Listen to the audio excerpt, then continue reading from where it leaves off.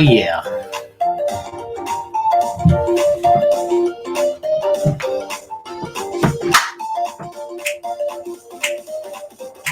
Ooh.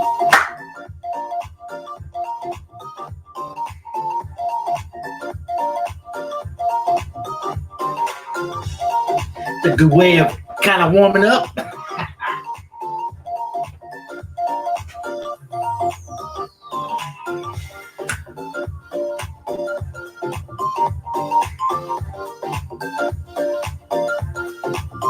Oh, yeah.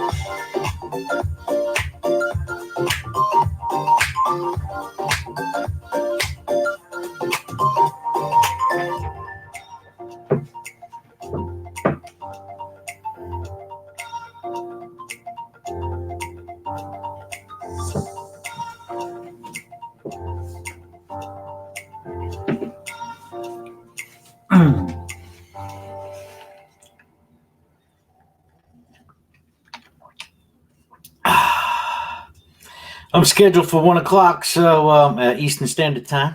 So I'll wait till then to, give a chance for people to, get notified and maybe join in. So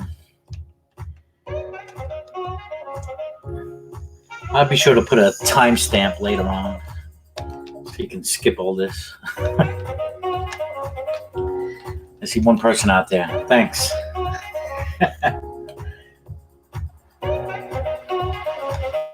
Oh, yeah.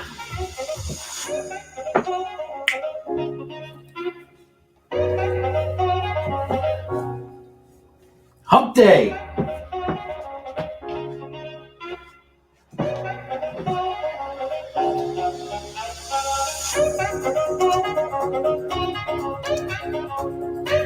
Sounds good.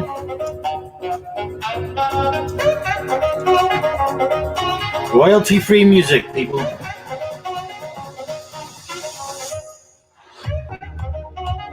Today I searched tropical house music, royalty-free.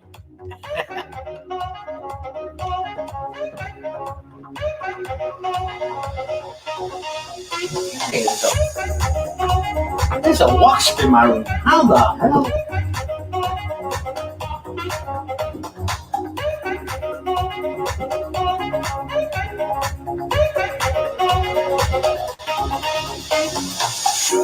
I don't deny there's some strange evolutionary process. Yeah, look at this.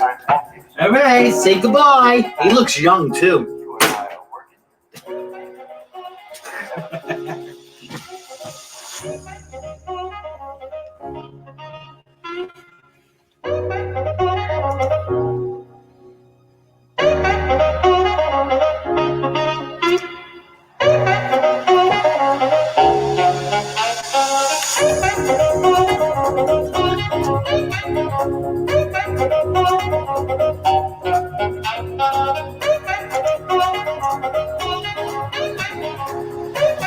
All right, here we go.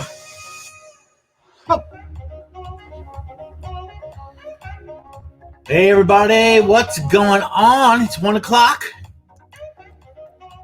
This beautiful sunny afternoon here, East Coast, United States, Pennsylvania. Welcome to the Brojo Show. Happy Hump Day. Is everybody happy? Woo!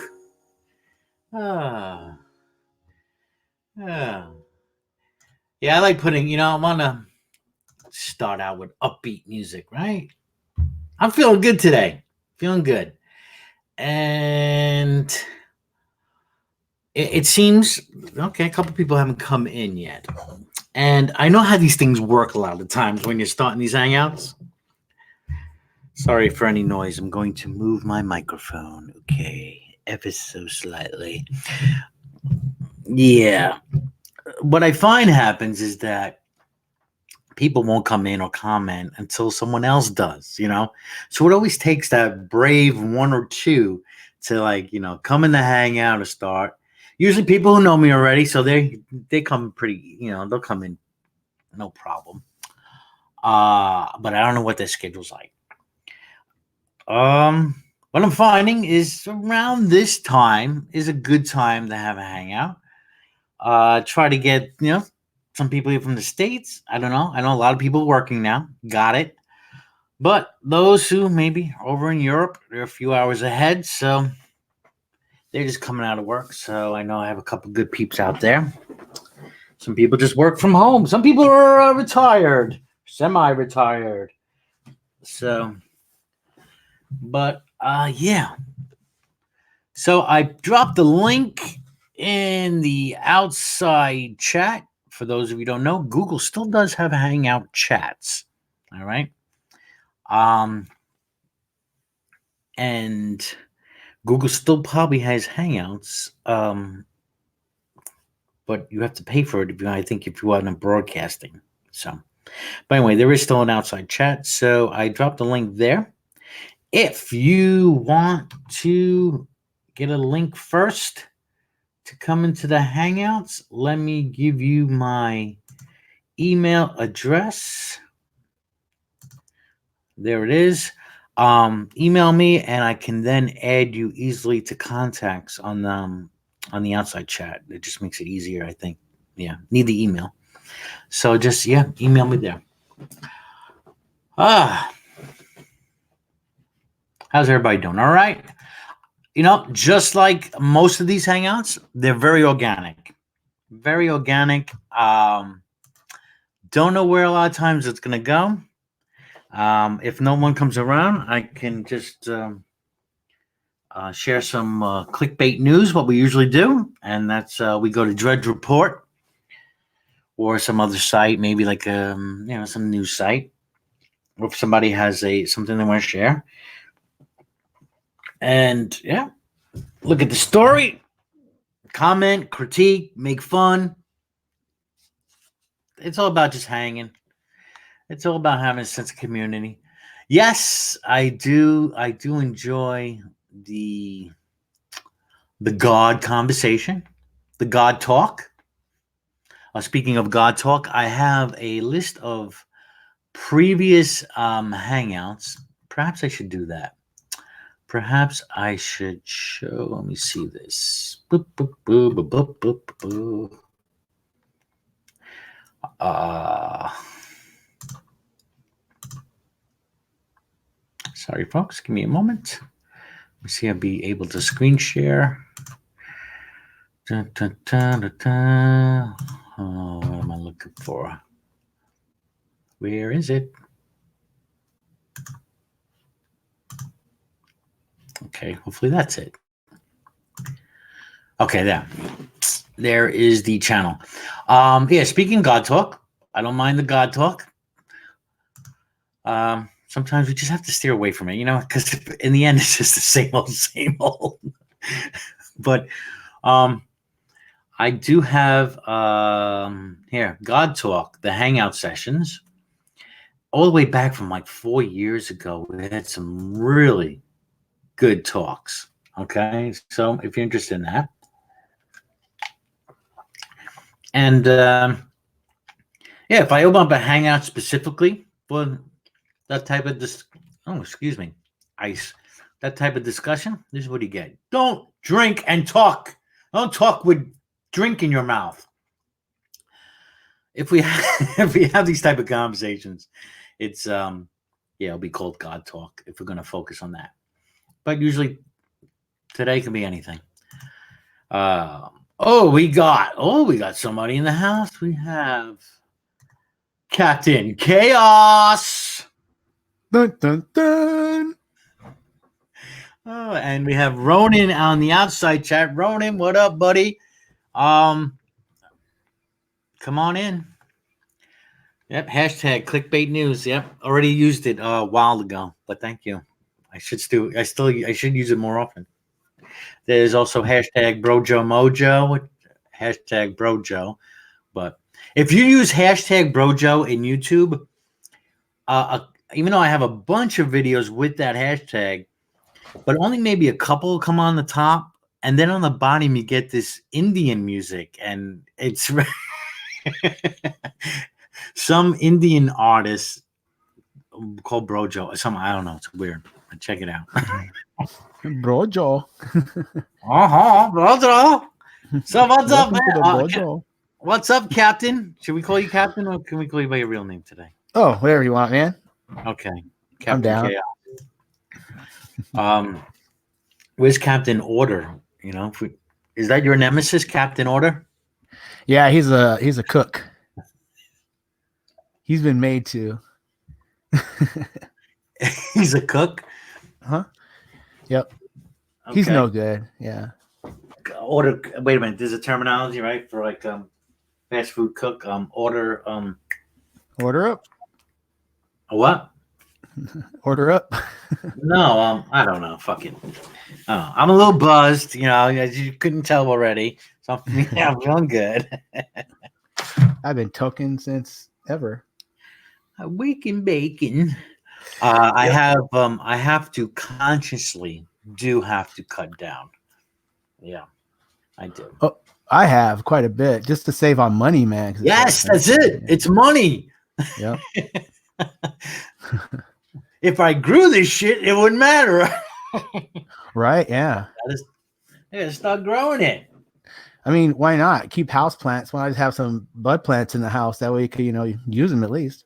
The only thing, the last time I attempted to grow some, and I only had like one plant, kept it inside actually. Even because the weather was getting cooler, I just kept it on the windowsill. So right where the sun was coming up. The last time I had a plant, it was a really good strain. The smell was so strong from one fucking plant. It was stinking up the whole upstairs house. I think it might have got downstairs too. I had the same situation. I was renting, and the landlord would come around once in a while. The whole closet, man, reeked of it. Mm-hmm. But yeah. Like hide the plant. I put cardboard boxes around it and put air fresheners up whenever it comes around. Like a stack of boxes. It's pretty good. The thing is, I like the smell too, and it was a good, but yeah, I had to, For company's sake, right?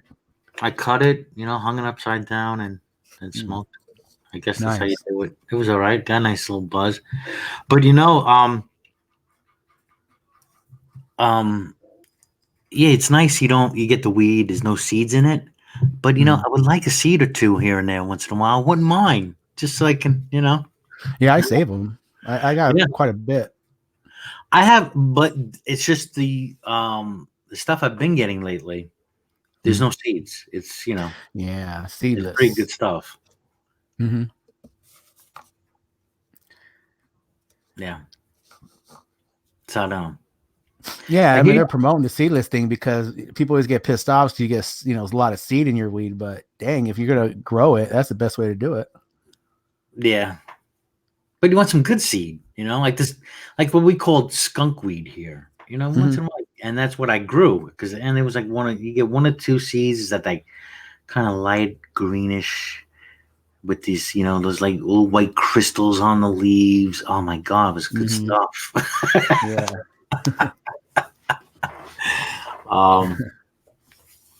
That I'm not seeing, the seeds from that. But I do have some seeds I did save. I guess I don't know. I'll wait till the weather gets a little warmer. Wait till springtime to plant.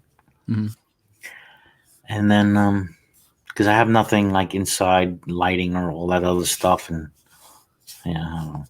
I bought one of those fancy, LED grow lights that have the daytime and nighttime switch on it and all that. It worked freaking wonders, man. It brought that thing to life. I think it's about to die. Yeah. That thing grew like at least 4.5, 5 feet tall. Nice. Yep. Nice. It was in the closet just with those lights only, the right water and food and all that. Yeah. Grow light, right? Don't they just the grow lights? Yeah. But there's like certain lights for daytime and night, I guess, for certain, what it brings in from the sunlight, I guess, versus the nighttime. You want to keep something on it. I don't know. It worked though. Cool. You still got the light? No, I gave it to my nephew. He'll say he's gonna grow, but I think he sold it for crack. Oh, well, he didn't grow anything, and all the stuff is gone, including what I gave him. So He sold it for crack. Meth or whatever these kids are doing these days. Heroin, I don't know. Oh my god, no, please. Hey, let's what do you think? Want to do some clickbait news? Sure, man. Clickbait news. Where's Simos? It's Right. the Rocker Show. Clickbait news. Okay, let me get to my screen share. There we go. Drudge Report 2020. Oh, now okay. Oh, let me scroll down before you see that. Because I already see what I want to clickbait. Well, let me take this banner off too. And I didn't even look at the story yet. Just the headline alone, I had a chuckle. So I don't know if you want to do that first, so we can save it for later. Yeah, dude, whatever you want to do. Oh, okay. But all right. Let's go right for it. It's right there in front of our face. Outrage at world's first trans kid doll with penis and dress. What? That's crazy. It's got a wiener on it. It's got a little wiener. So let me I don't know if that's coming up. Is that coming up? Okay. Oh, I see. I have to stop screen share, and I can't just simply go to another window. Okay. So to get to the story. All right, here it is. Let's just hope there's no nudity. Well, this is an 18 plus channel. So outrage is first transgender kid's doll with penis and dress spotted in toy shop. The small doll has divided Russians after it was spotted in the Planeta Igroshek, Planet of Toys shop in the Siberian city of Novosibirsk. That's way out there. What's that? That's way out there. It's not even close to the neighborhood. Yeah, I mean, I don't know what the population of the city of Novosibirsk is. Maybe we can check that out, somebody.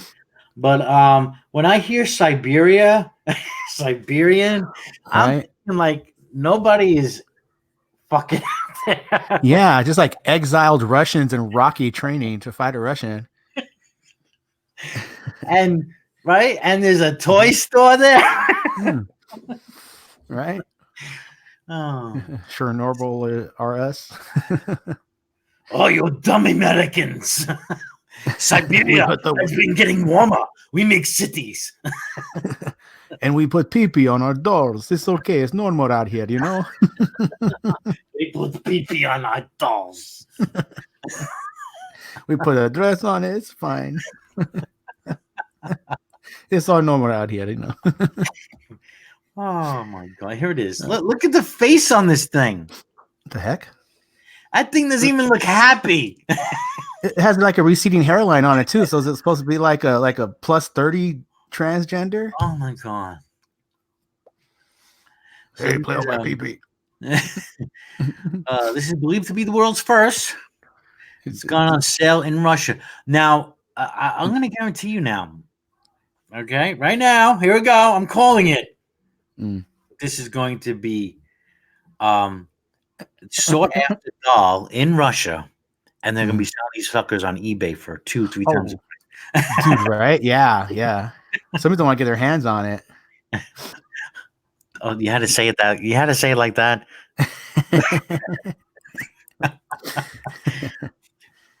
Oh God! The image shown wearing a red dress who appears to be what? Look what they say.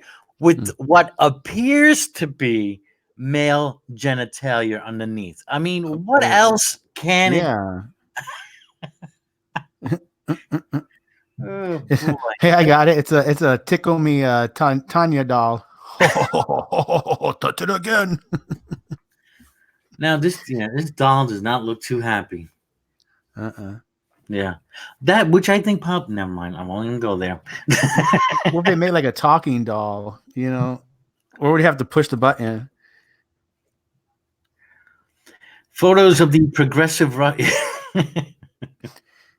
yeah, right.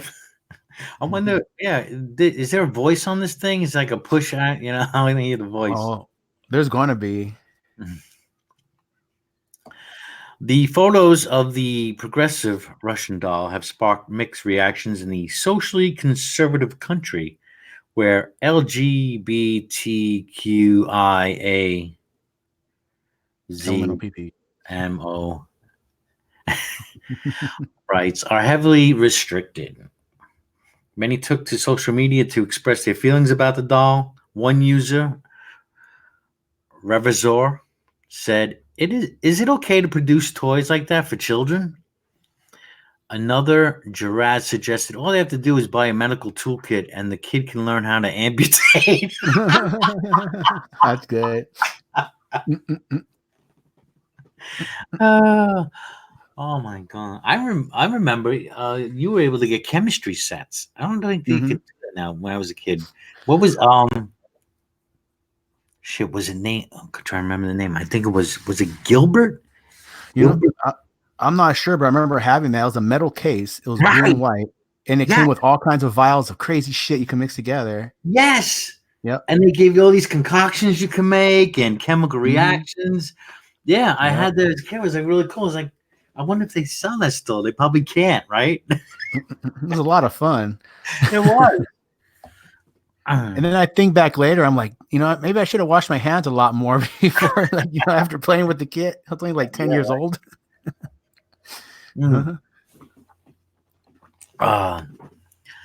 Others took a more hardline approach. Let's see. Lord X wrote, I think it's really terrible what is going on in this child's parents' head.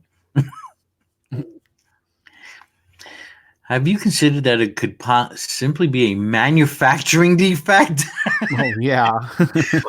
Okay. Well, they accidentally put a female head on a male body. Now, all right. I don't know. What if When it's I a was Jewish practice circumcision doll? Yeah, right.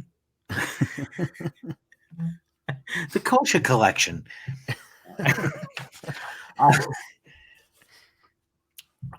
When I was a kid and we had G.I. Joe dolls, right? Yep. There was nothing there now, right? Right. It was just flat. Yeah. There was no making name distinctions, male, female doll, right?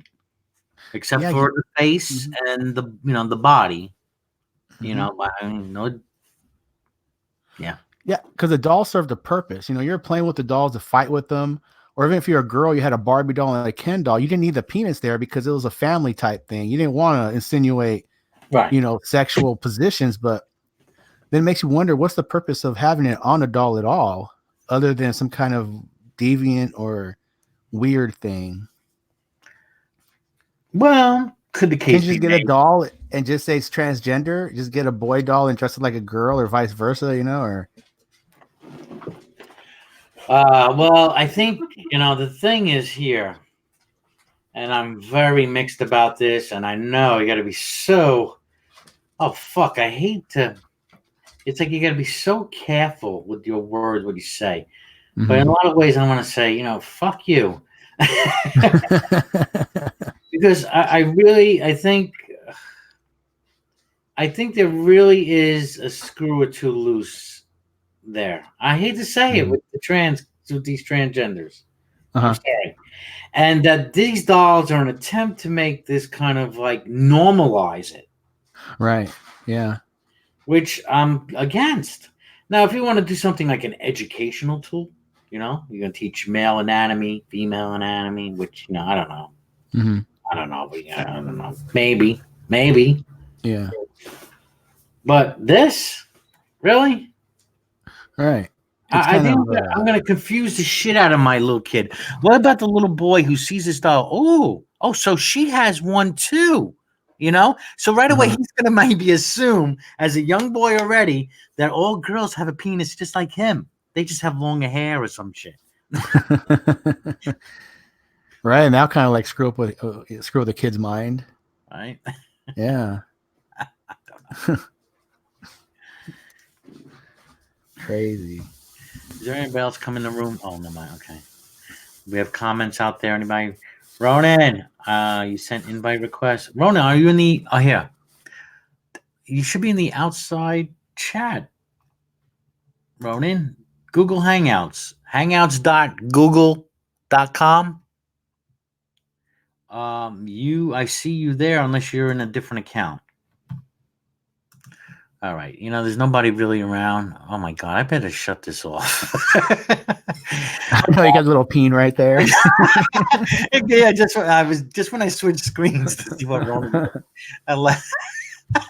You know what would be funny? It'd be like a novelty doll. It would be like, hey, I found this doll with the penis on it, and then you have your friends look at it when they get a certain distance. They'll shoot water out of it at your face. That'd be funny. Yeah, squeeze it. Oh my God! I should get a flag for that one. I don't know. It's just a fucking doll. Yeah, no, I don't think so. Yeah, and plus now YouTube guidelines now. You have to determine whether your videos are kid friendly or not. So I've decided it's just no videos are kid friendly. It's 18 plus. So right. So I think, yeah. Mm-hmm. Oh, okay. Ronan, I will just drop the link in the chat. Nobody's around anyway. No, I don't have to worry about trolls too much. But yeah, come on in, Ronan. Tell us, what do you think about this?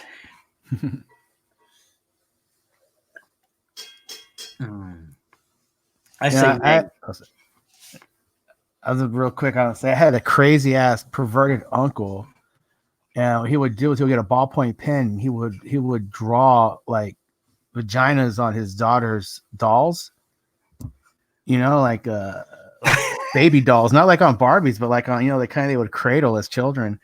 And he would go up to his kid and he would like lift the dress up on him real quick, and you'd be like, "Holy, what the hell?" Because you're only like 7 years old, trying to grasp what the heck's going on. So it could be traumatizing to a child for sure. Did it have hair? Did you draw hair on it too? He did, yes. Yeah. Crazy uncle. For detailing Uncle Herb. What was his? Okay, what was his first name? Jesse. Uncle Jesse. Yeah, like Dukes of Hazzard. Uncle Jesse drawing vaginas on dolls. Yeah, real bastard. Oh God. It's Uncle Jesse's vagina drawings. Oh. All right, let me pull up let's go back to Drudge Report. Get another link. Another clickbait. Oh, by the way, I don't know I have to get more on this. I don't know if you heard. Apparently Russia, majorly switching gears, the government is going to be restructured. Russia's government. I just saw this announcement today. It was a brief announcement. The prime minister has resigned. This is prime minister to the left. And there is going to be restructuring. The entire government is resigning in a surprise statement released shortly after President Vladimir Putin delivered his annual State of the Nation address. Accepting the resignation, Putin thanked the ministers for their hard work and asked them to function as a caretaker government until a new one can be formed. Medvedev and Putin had met for a work meeting to discuss the State of the Nation address earlier on Wednesday, the Kremlin said. Medvedev, explained that the cabinet is resigning in accordance with Article 117 of the Russian Constitution, which states that the government can offer its resignation to the president, who can either accept or reject it. During his speech, Putin said he intended to create the position of Deputy Secretary of Russia's Security Council, which would be offered to Medvedev, who is the resigning prime minister. Medvedev, his move to the new role will mean Russia will have a new prime minister when a new government is formed. Putin also proposed multiple amendments to Russia's constitution. His proposals would entail substantial changes to the constitution as well as to the entire balance of power, the power of the executive, the legislature, and the power of the judiciary. It almost sounds like they have a government very similar to ours. Well, it almost sounds like Putin set it up just to get himself more power. It's like, you all resign. Due to this article, you resign now, and that way he puts his man in there and he could do what he wants almost. It sounds almost like he's like taking over, found a way to do it. It Big way. does sound that way, but what I was hearing today, and again, it was a very short clip. I think he's actually going to even limit power to the president. There's going to be limitations. I don't know. I'm not familiar at all with the Russian government. So yeah, it's weird. Can we get somebody in here? You need a Russian in here, please. And now our Russian correspondent. Let's go to Ivan Drago. So Medvedev became prime minister in 2012 after serving 4 years as president. He currently heads the ruling United Russian Party. Under Putin's plan, the State Duma, the lower house of parliament, will be granted the power to appoint the prime minister and the rest of the cabinet, as opposed to just approving their candidacies, as is currently the case. Appoint the prime, as opposed to just approving their candidacy. Okay. So more of a fair voting system for the public, rather than just bringing in who they want. I think, they are going to bring, from what I heard on the, I think I was listening to RT, was doing the story, Russian-owned news media. Though I do like RT because they give you definitely a different slant on it. And this is from RT, this article. Just realized it too, but I was watching a video earlier.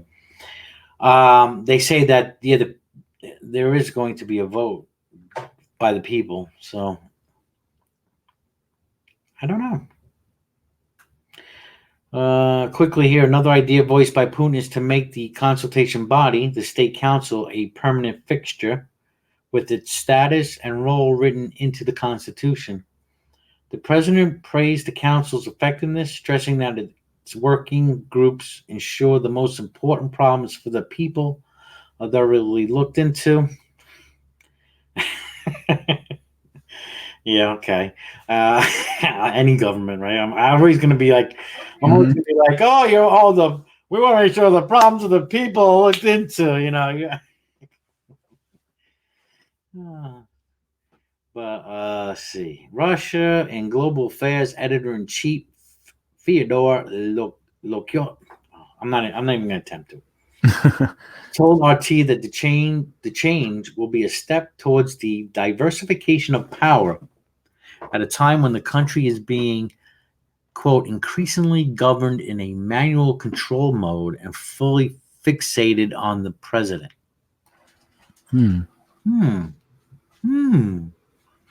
The resignation symbolizes the current reboot of the political system ahead of the 2021 parliamentary and 2024 presidential elections.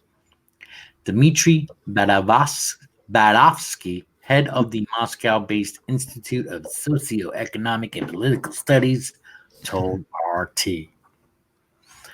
A lot to get out. The cabinet's resignation is also, quote, tied in with the constitutional amendment package proposed by Putin on Wednesday. Some more on there on RT. Thoughts, Victor? Oh, we got Ronan in the house. Oh, cool. Hey, Ronan. Hey, Ronan. Hello.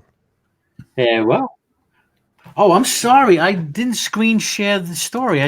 This is, again, I'm so used to Google Hangouts. I couldn't, just go from one window to another and be screen sharing it. And meanwhile, I was reading the article and didn't even screen share it. But you know what I will do for you then, since you all missed it? will put a link in the outside chat for future reference. There you go.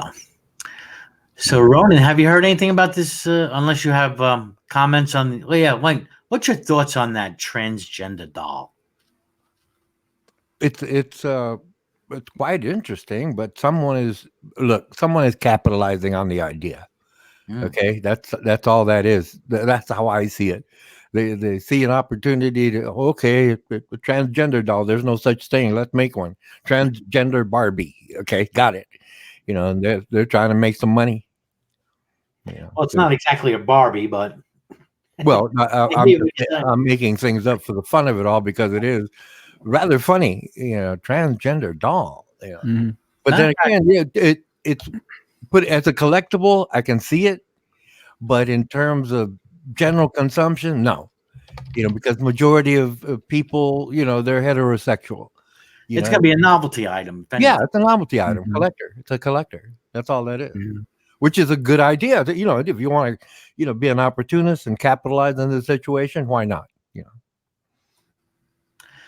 Okay, so I had to just put a search into eBay. Found it on. No, I didn't find that one, though I didn't have to scroll too far after a couple of bras came up. Because I put in the search transgender doll. And this one comes up. Do you see that on your screen? Yeah. Yeah. Well, they're selling it as a transgender doll, I guess. One male, female, transgender, rare vintage doll, 1920 to 1950 Mexican embroidery shirt. Oh, it's the shirt. What? What the, That's crazy. what the hell? That thing. What you trying to sell as a transgender doll? You know, if you got like a 3D printer, you could print up a whole bunch of little tiny penises and then super glue them onto like Ken dolls and sell them on eBay. This is coming from Texas. Yep. Mm.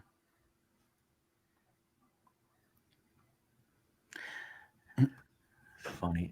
It has such an expressive face with big eyes, mustache, and cupid lips. It is not in very good condition. Look closely at the pictures.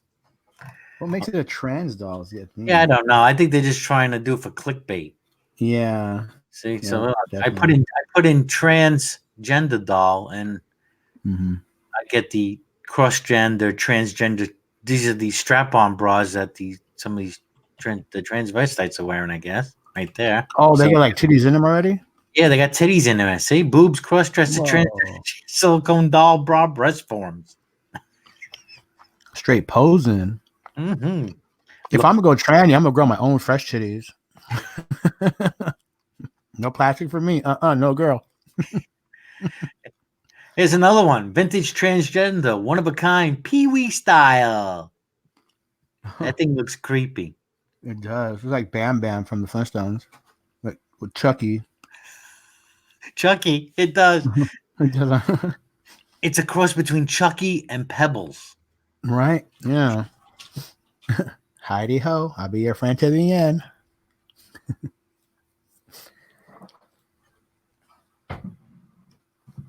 Creepy one. Okay, one of a kind. Another doll. What the hell is what in? What's that? What? Like a Boy George mask? Oh my God! Whoa! Oh, Come, chameleon. Come and go. that just scared the shit out of me. That's crazy. That is creepy.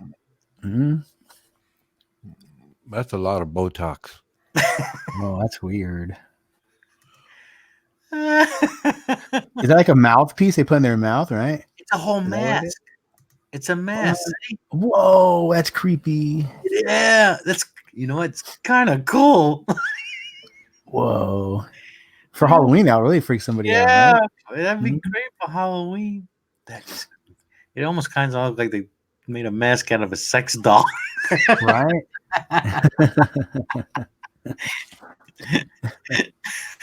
That's weird.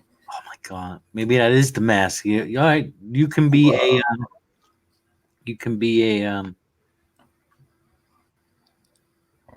I'm going as a sex doll for Halloween. Whoa. It's Or you creepy. can put some makeup on it, and make it look like Mick Jagger. There, Right? that is creepy.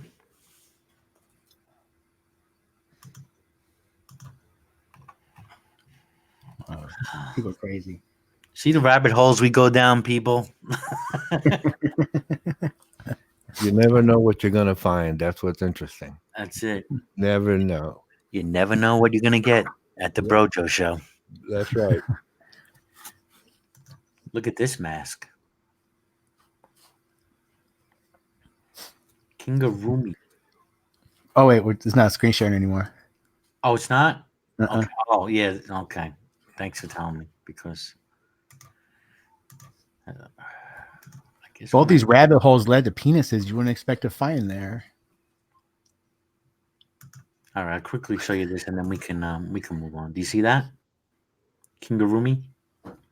Not yet. There. Whoa. What? Oh, I see it now. It's like an alien mask, right? Yeah. Oh, I guess like anime. Yeah, I was gonna say, yeah, it's probably an anime character. First thing I thought was like one of them alien masks, the big eyeballs on them, kind of like creepy. But if you look at it from the anime perspective of, like dirty, filthy Asians that buy panties from vending machines, it's pretty weird. Oh, this is a doll, not a mask. Oh. Cosplay crossdresser. How tall is that thing?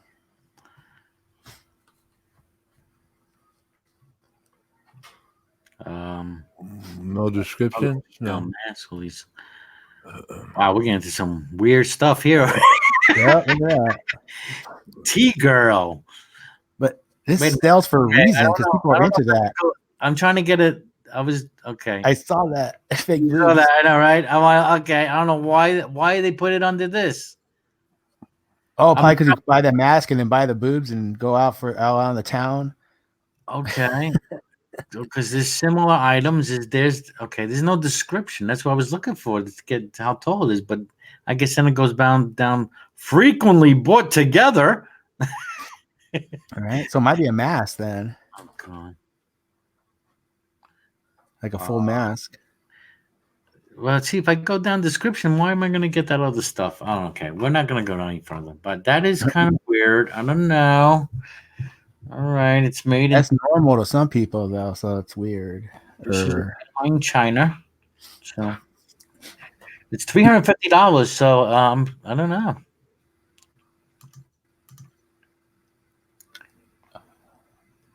The other shot showed almost like it is a mask. It's on a little stand or something. Yeah. I bet it is. I'll Maybe look- doll is just a description of it, like be a doll kind of thing. This almost looks like they're trying to do a Rockwell painting. Yeah. All right. That's nuts. Crazy. Crazy. Those crazy, the Russians.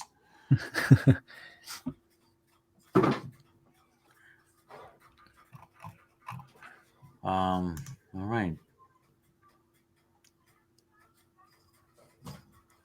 Let me go back to Drudge Report. Yeah, if you guys got any stories you want to share and give me a link or something, I'll screen share it. If you came across anything interesting, anybody in the chat, something you think would be of interest.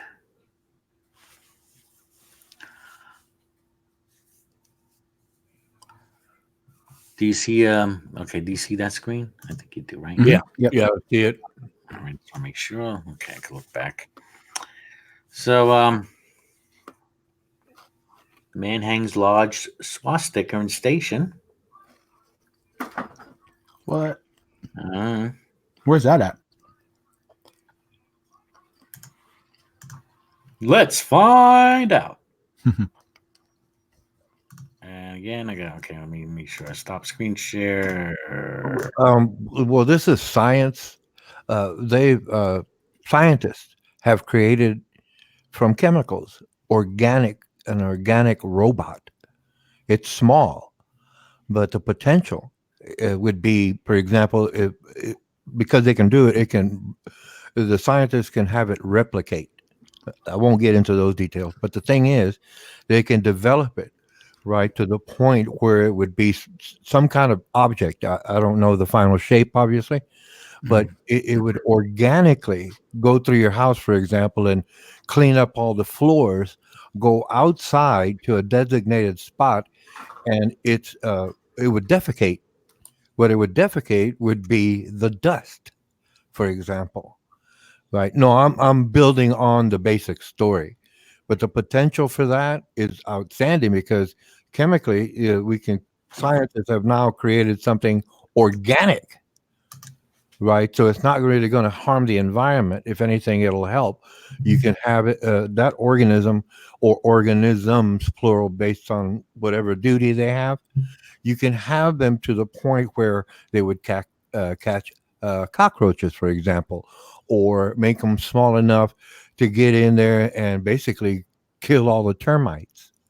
You know, What do these things look like? Do you have a link or something to this story? no. I saw the story. Where did I see it? It was either on you. It was probably on YouTube, but or it was. If you look at It was some science. It was a science show that I like to watch science shows, Like and nanobots. yeah, but see that nanobot they built on that. Mhm. Right? Now it's larger. You know, the actual structure is larger than something nano. You know, that nano is quite small. You But know, if they have to get together to like go cleaning, what if they see like somebody's stinky, dirty feet as dirt and they end up like eating your children? well, see, there you go, because the organism would have been programmed, if you will, to go to the point if the child is dirty, the bot would only clean off the dirt and not dig into skin because it's been programmed. An organism that's been programmed, it's artificial programming, like in nature, right? Some bugs will eat certain foods, and the other bugs who eat other foods don't really kill those bugs because they're not competing for the same food source. That, you know, I know you're trying to kid, but I'm basing my statements on extrapolation from a basic science principle. Oh, So- me too. So what if you're like a mad hacker that could hack into the system and program it? You could be like serial murderer killer. Well, yeah. Well, put it this way: that's pretty good for your comic book reading. But the way it goes is that those hackers would have to know how that that robot was programmed, the chemical construct, right? They'd have to know that. So be a disgruntled employee scientist. They'd have to take one apart, you know, scientifically, right? It's called dilution. Through dilution and figure out every little step that got it to put together. It's not worth the effort. It is, because that's the best thing about technology. It's not a program that it's inactive like what we do here. It's really technically inactive because we can't think it and have it do something. What scientists have created can do something on its own. Is this what you're talking about? Let me see. Is this I just living machine? There you go. Yeah, a living machine.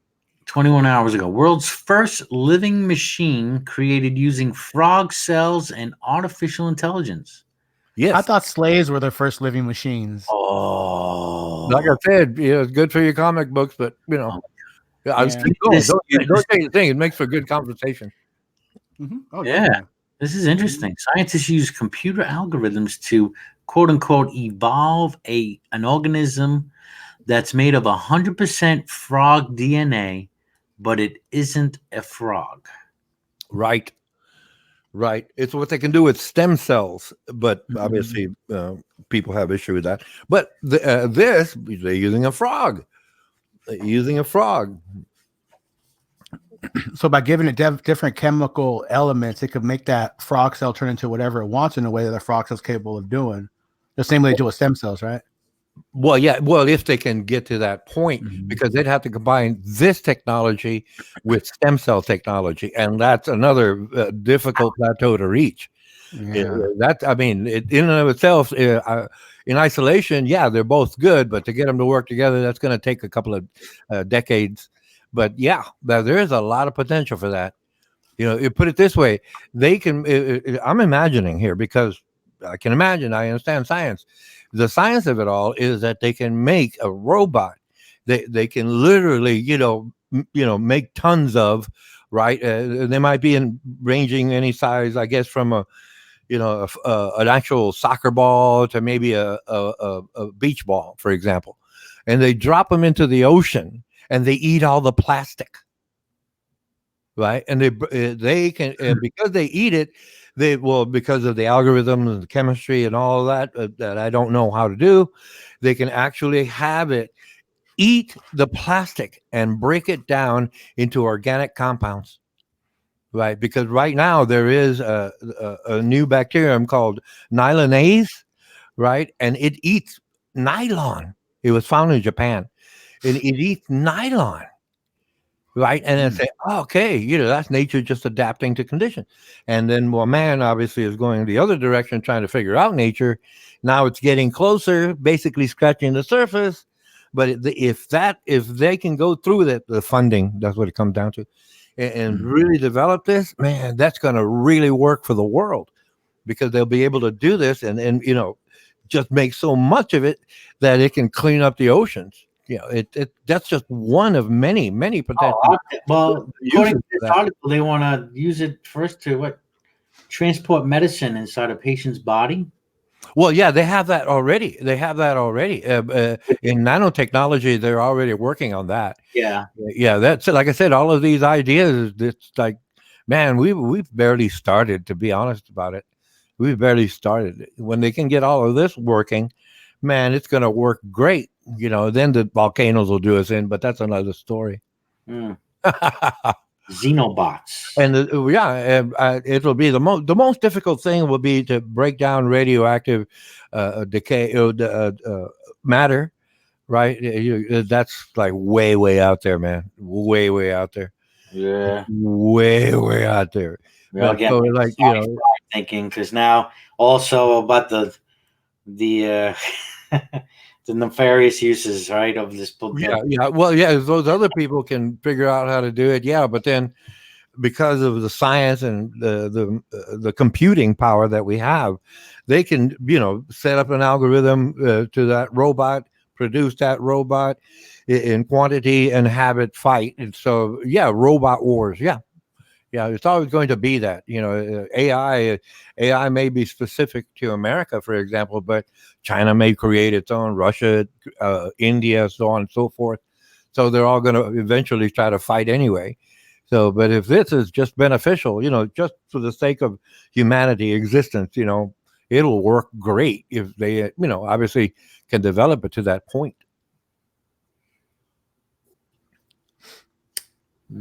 Oh, here we got a little video. Maybe this is the video we saw.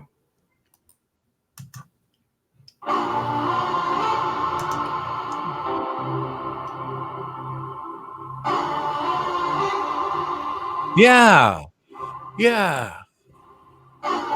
See? You see it? If it can do that, it can do everything.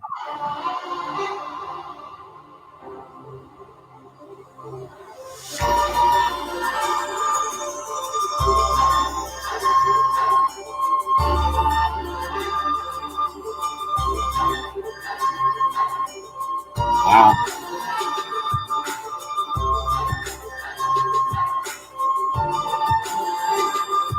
Yeah, there you go.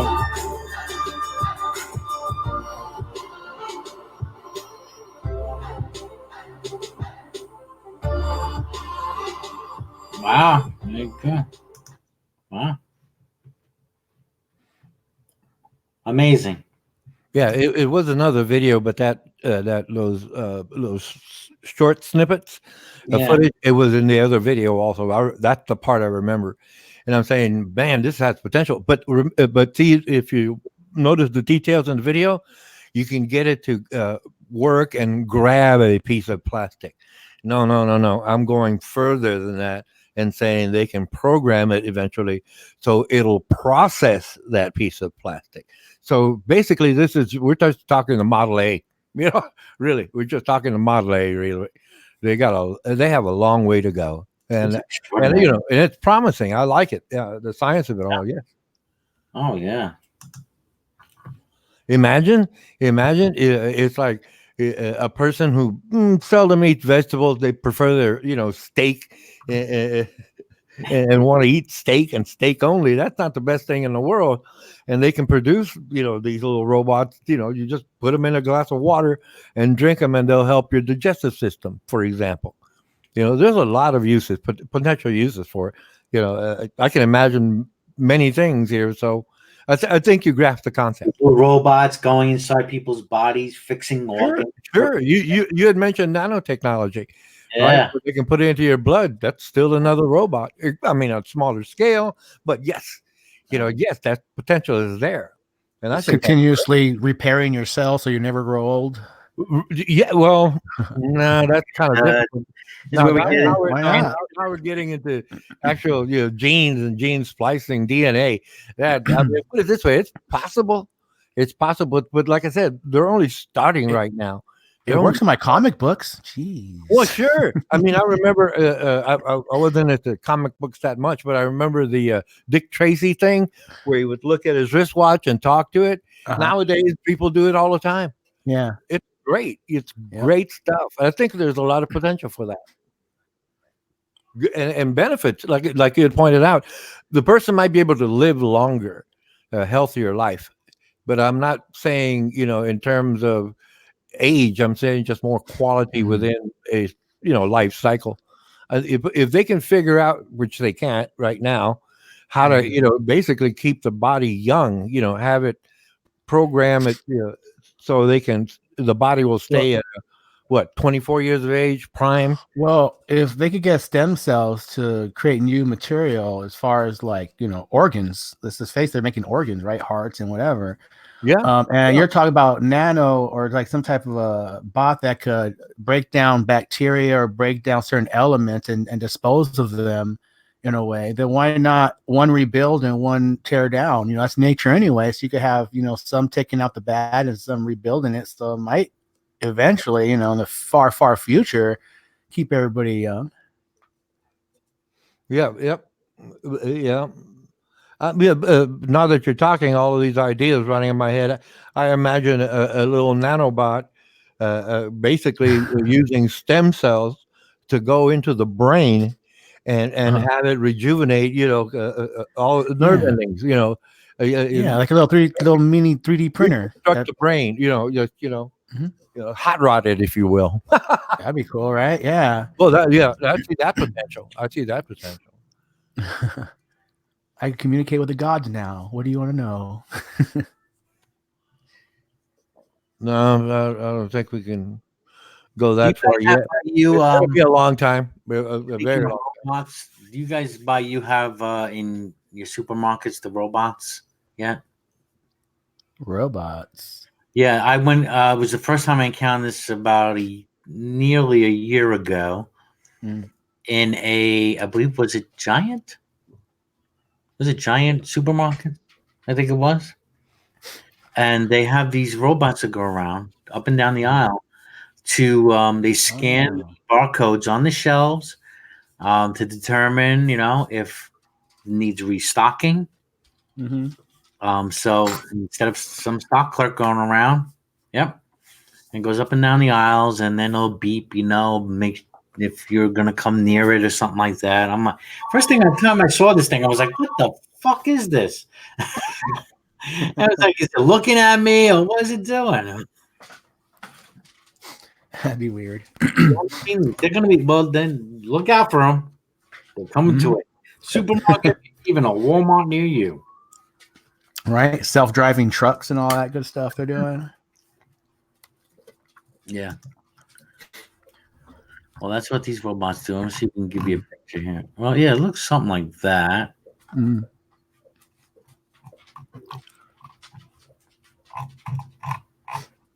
Yeah, I've seen it before on video, but I never seen one in action before. And Oh yeah, that'd be cool to see. yeah, it is bugged out. Well, next time I'll have to take a quick video for you. Yeah, that'd be cool.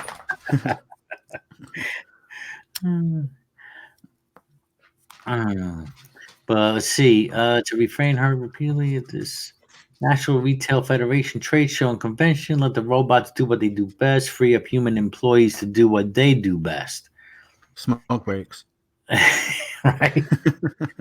The retail industry has decided that what robots do best and what humans are bad at is spotting when bottles of shampoo are sold out or cans of soup are in the wrong place and keeping track of when store shelves need to be replaced. Really? That's a lack of business management, Yeah. not Well, human. hiring for your job. Well, yeah, you know. Well, a good example is like I have family working, like the lower levels type jobs. So had people that I know work at like a grocery store or a pharmacy, like Walgreens or Walmart. And what they do is they'll get the employee in a certain department, like they'll get the photo department employee that's going to have to clean bathrooms, is going to have to take inventory on certain aisles. That way they cut back on a lot just to save money, because they should have a cleaning crew come in to do the bathrooms, a photo department person in the photo department, and people would come in, take inventory and face and stock. So what they do is they cut so many corners by having one employee do multiple things. Of course, there's going to be error in all those places because it's just too much for people to handle. Mm-hmm. But like when I was, when I had my business, it was very small, so I kept my own inventory and everything like that. But I remember working, for a big company, and they had people as far as keep control of inventory, stock, and ordering, and what goes out, what goes in. Clerks, and then you had managers. I worked in a supermarket. I stocked shelves and everything. For this to say, oh, the humans are, you can't spot when you're out of shampoo on the shelf. I mean, what kind of freaking idiots are you hiring? That's what I'm saying. They're hiring like kids out of high school to do 3 different things. Yeah, but I mean, oh my God, they just get, are they getting dumber and dumber? Hell yeah, definitely. This was not an issue when I was a teenager. Right? You were told to do, make sure the shelves are full. We did the thing called leveling, which you would bring like all the, if you didn't have any in stock, you would bring it up forward, make the shelves look full. That was the job, get all the shelves to make them look like they were full, and for the customers when they came in the morning. And you went around during the day too, kind of touching it. I do see less and less clerks around, but they'll probably at night. They do a lot of the stocking at night.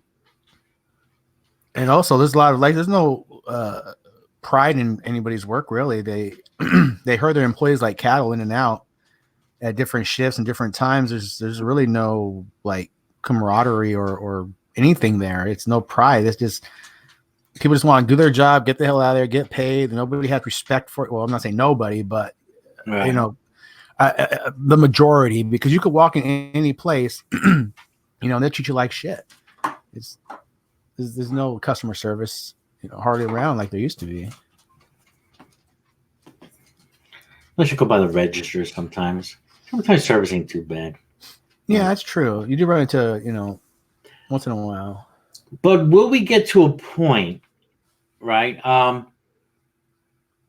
Like Amazon in certain parts of the country, especially near cities, they're having their own transport system, their own transportation system, where now like you have the post office delivering packages for Amazon or someone else. They're gonna have around the cities. They're gonna have their own trucks doing it. And they already put in place these kind of other stores, like a hub store. You can go to the store and pick up your item. So, I mean, is it going to get a point where, like, I don't know, people are just going to stay home. I just have to stay home. Everything delivered to my house, either by Amazon or Walmart, They'll be delivered by some kind of robot in a driverless, truck. Oh, yeah. The idea of these drones that they say when they want to deliver package. I don't want drones flying all over the place. It's going to become very it's going to become very more noisy, especially around cities. To have.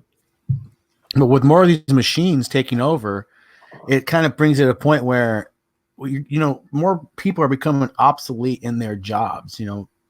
assembly line workers and so on that machines are taking over. You do have maintenance, you do have, the buildings of the engineers, all that good stuff. But there's such a large majority of the population that rely on these 9-to-5 grunt work jobs that these machines are going to be taking over. So how do you eliminate that part of the population? Because they're just going to become a growth, right?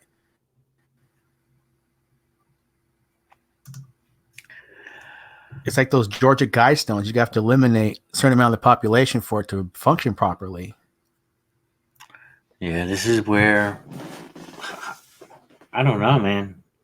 What do? You just give people money, and then the money becomes worthless, or what kind of is it? A whole new kind of system we're gonna have? Yeah, you're gonna have to like implement a certain amount of children you could have, and what those children are going to do to be part of society. So they're going to have to be programmed or trained in a certain thing that would work to keep it rolling.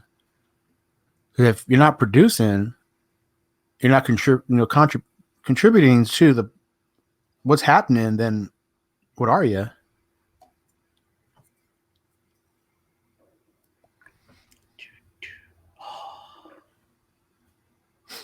We have to become more like machines in order for machines to, the future. What does the future hold for us? Mechanical men, machine men. Are we not human beings? I say destroy the machines now while we have a chance.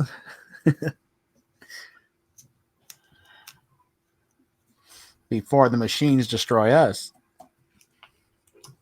I'm writing a comic book. I want to live to 105. A good, nice life to 105. Maybe. I think that's what I plan on doing. What do you think? 105? 105, yeah. I'm giving myself maybe 80, 82. Then, if I'm lucky. 105. New technologies coming up. People living older.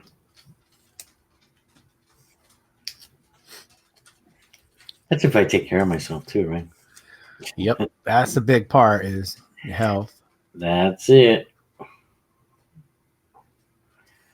But right now, all I got is today. That's all it comes down to. Right? The present moment. The present moment. That's why it's called the present. It's like a gift from God. Oh, that's right. Present. Be present.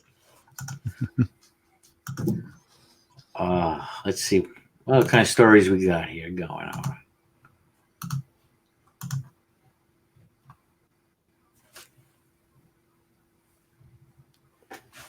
There's a story. We're talking about drones. Theories persist about mystery drones seen in rural region. Military drones? I don't know. I know a friend of mine. He posted a picture of some kind of, it was like, what is this aircraft doing around this area? He's a little bit of conspiratorial. Uh-huh. Other people put up, well, there is like an airplane museum in the area, and flying there, freaking out. What are they doing? FEMA's coming. Oh, speaking of, have you guys ever heard of Max Egan? No, I don't think so. Max Egan. That's not his real name, but Max Egan, he had a show called The Crow House. I don't know if you ever heard of that. Interesting voice. He has an interesting voice. I think he's Australian. And anyway, I enjoyed listening to him. He was a little conspiratorial. Some of the things I did agree with him on. He would talk about how he was definitely anti-Israel, pro-Palestine state. He would do reports about things that were going on in that region, give you a different perspective. He would talk about things like HARP, UFOs, anything like that. So some Cool things stuff. I would agree with him. Some I was like, I don't know, bro, you know. But then he comes out with a video today that he is a flat earther. I'm like, what the fuck? No, okay, now it's gone weird. I'm like, dude, really? Why? Yeah. How? And that led into another thing he was sharing, which I don't know how he relates it to. This though is pretty in some ways confirmed about these weather controlling operations going on. Uh-huh. So yeah, it was weird. Another flat earther. I was very disappointed. Mm, Very disappointed. dang, lost another one. Oh man, a mind is a terrible thing to waste. Oh, terrible. And I wonder if he's like one of those young Earth creationists or very biblical, because a lot of those people that No. are flat earthers. No, No? he's not a Christian or Mhm. no. He would probably be one of those, tell you about how whatever the Bible been Mhm. Yeah, he's not. He wasn't. I didn't get that from him being religious. Mm. Yeah. So, yeah.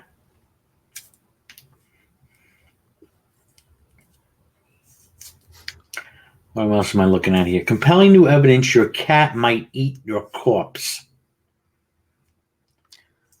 I've heard of this before. Yeah, same here. I've heard of this. That you think your cat's gonna love you and everything, but as soon as you die, he's gonna start chewing at you. Yep. He's a cat. That's a cat. Well, if the cat doesn't have any food, Mhm. it's Mhm. going to eat anything it can find. Oh yeah. Yeah. Sure.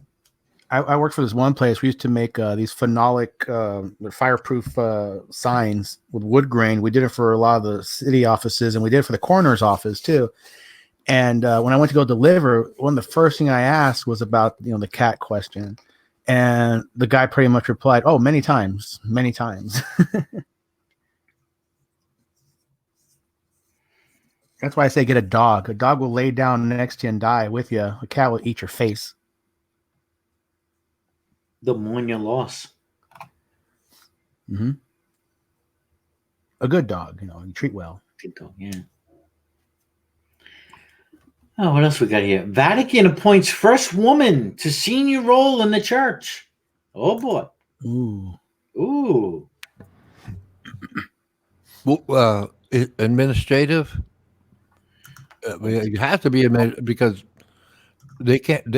I don't know if Catholicism ordains women. So No. So no, so it's administrative. Yeah. They can be I think they allow them to administer the Eucharist, but they can't be. They can't be priest. I mean, in the Roman Catholic Church. Mm-hmm. But here first, Yeah, there it is, right there. It's Pope Italian Francis, lawyer. Italian lawyer, first woman to hold a management position. That's it. Mm-hmm. Mm-hmm. Oh, that first bold type under the picture. Yeah, That's what I would, that's it. yeah. Francesca Di Giovanni will serve as Undersecretary for Multilateral Affairs in the Secretariat of State. Yep, administrative. Yeah. Mm-hmm. Yeah, I want to see a woman pope. A woman pope. No, I don't think that's possible under that ideology. No, it's not. Mm-hmm. No, But but I that need to make isn't- headlines like that would make a woman. that's an interesting question. That's an interesting thing, but think about how long it would take for where the church is at now to get to a point where there's a woman pope. I mean, first you would have to have women priests, then a woman bishop, cardinal. Mhm. I But they don't already think. got a woman in the administrative department, so if they get enough women in there to start riling feathers, because you know how women are crazy. I think that, yeah. Well, no, again, I think because of the ideology, there's no real chance for a woman to get to that point. You know, in under, yeah, same thing with any other. Let's see, not. I have asked this question before. Has there been any woman in history to write some scripture, an actual scripture, not a commentator, not some genius professor woman who knows everything about every single word? No, I'm saying, has any woman ever written a book of scripture? And in my mind, no. I looked around, I couldn't find any. But since it's been male dominated, and it's stratified, it's not going to change. It's not going to change its basic doctrine, right? So that means a woman can never be in charge. I'm saying that just because that's I read a book once. It was Bishop Sponge. Spong? I don't even know how to pronounce it. Sponge or Sponge? It looks like sponge. I think he was more of an Episcopalian or Anglican. But the book was Christianity has to change or will die. And I mean, you already see this in other denominations, right? The more of acceptance of gays and transgender, women roles. Of course, Catholics are one of the strictest. So, for the Catholic Church, I think to survive for decades ahead, it's going to have to change in their ideology, at least at the point where maybe priests can marry or women can become priests, or yeah, you just can see that part of that religion die if it doesn't change. Thoughts? Yeah, but yeah, sorry. but go ahead, please. I'll say like in Catholicism, it is like a weaker. It's becoming more of a weaker and weaker religion, the same way as Christianity has Christendom, by accepting, like you said, gays and all this other stuff. But then you have to look at like the hardcore religions, like Muslims, right? They've been holding on to their rules for quite a while. But as far as the Catholic Church goes, I don't see them as militant and strict as Muslims are, but they still have the superstition and fears. Eventually, it'll break down, I think.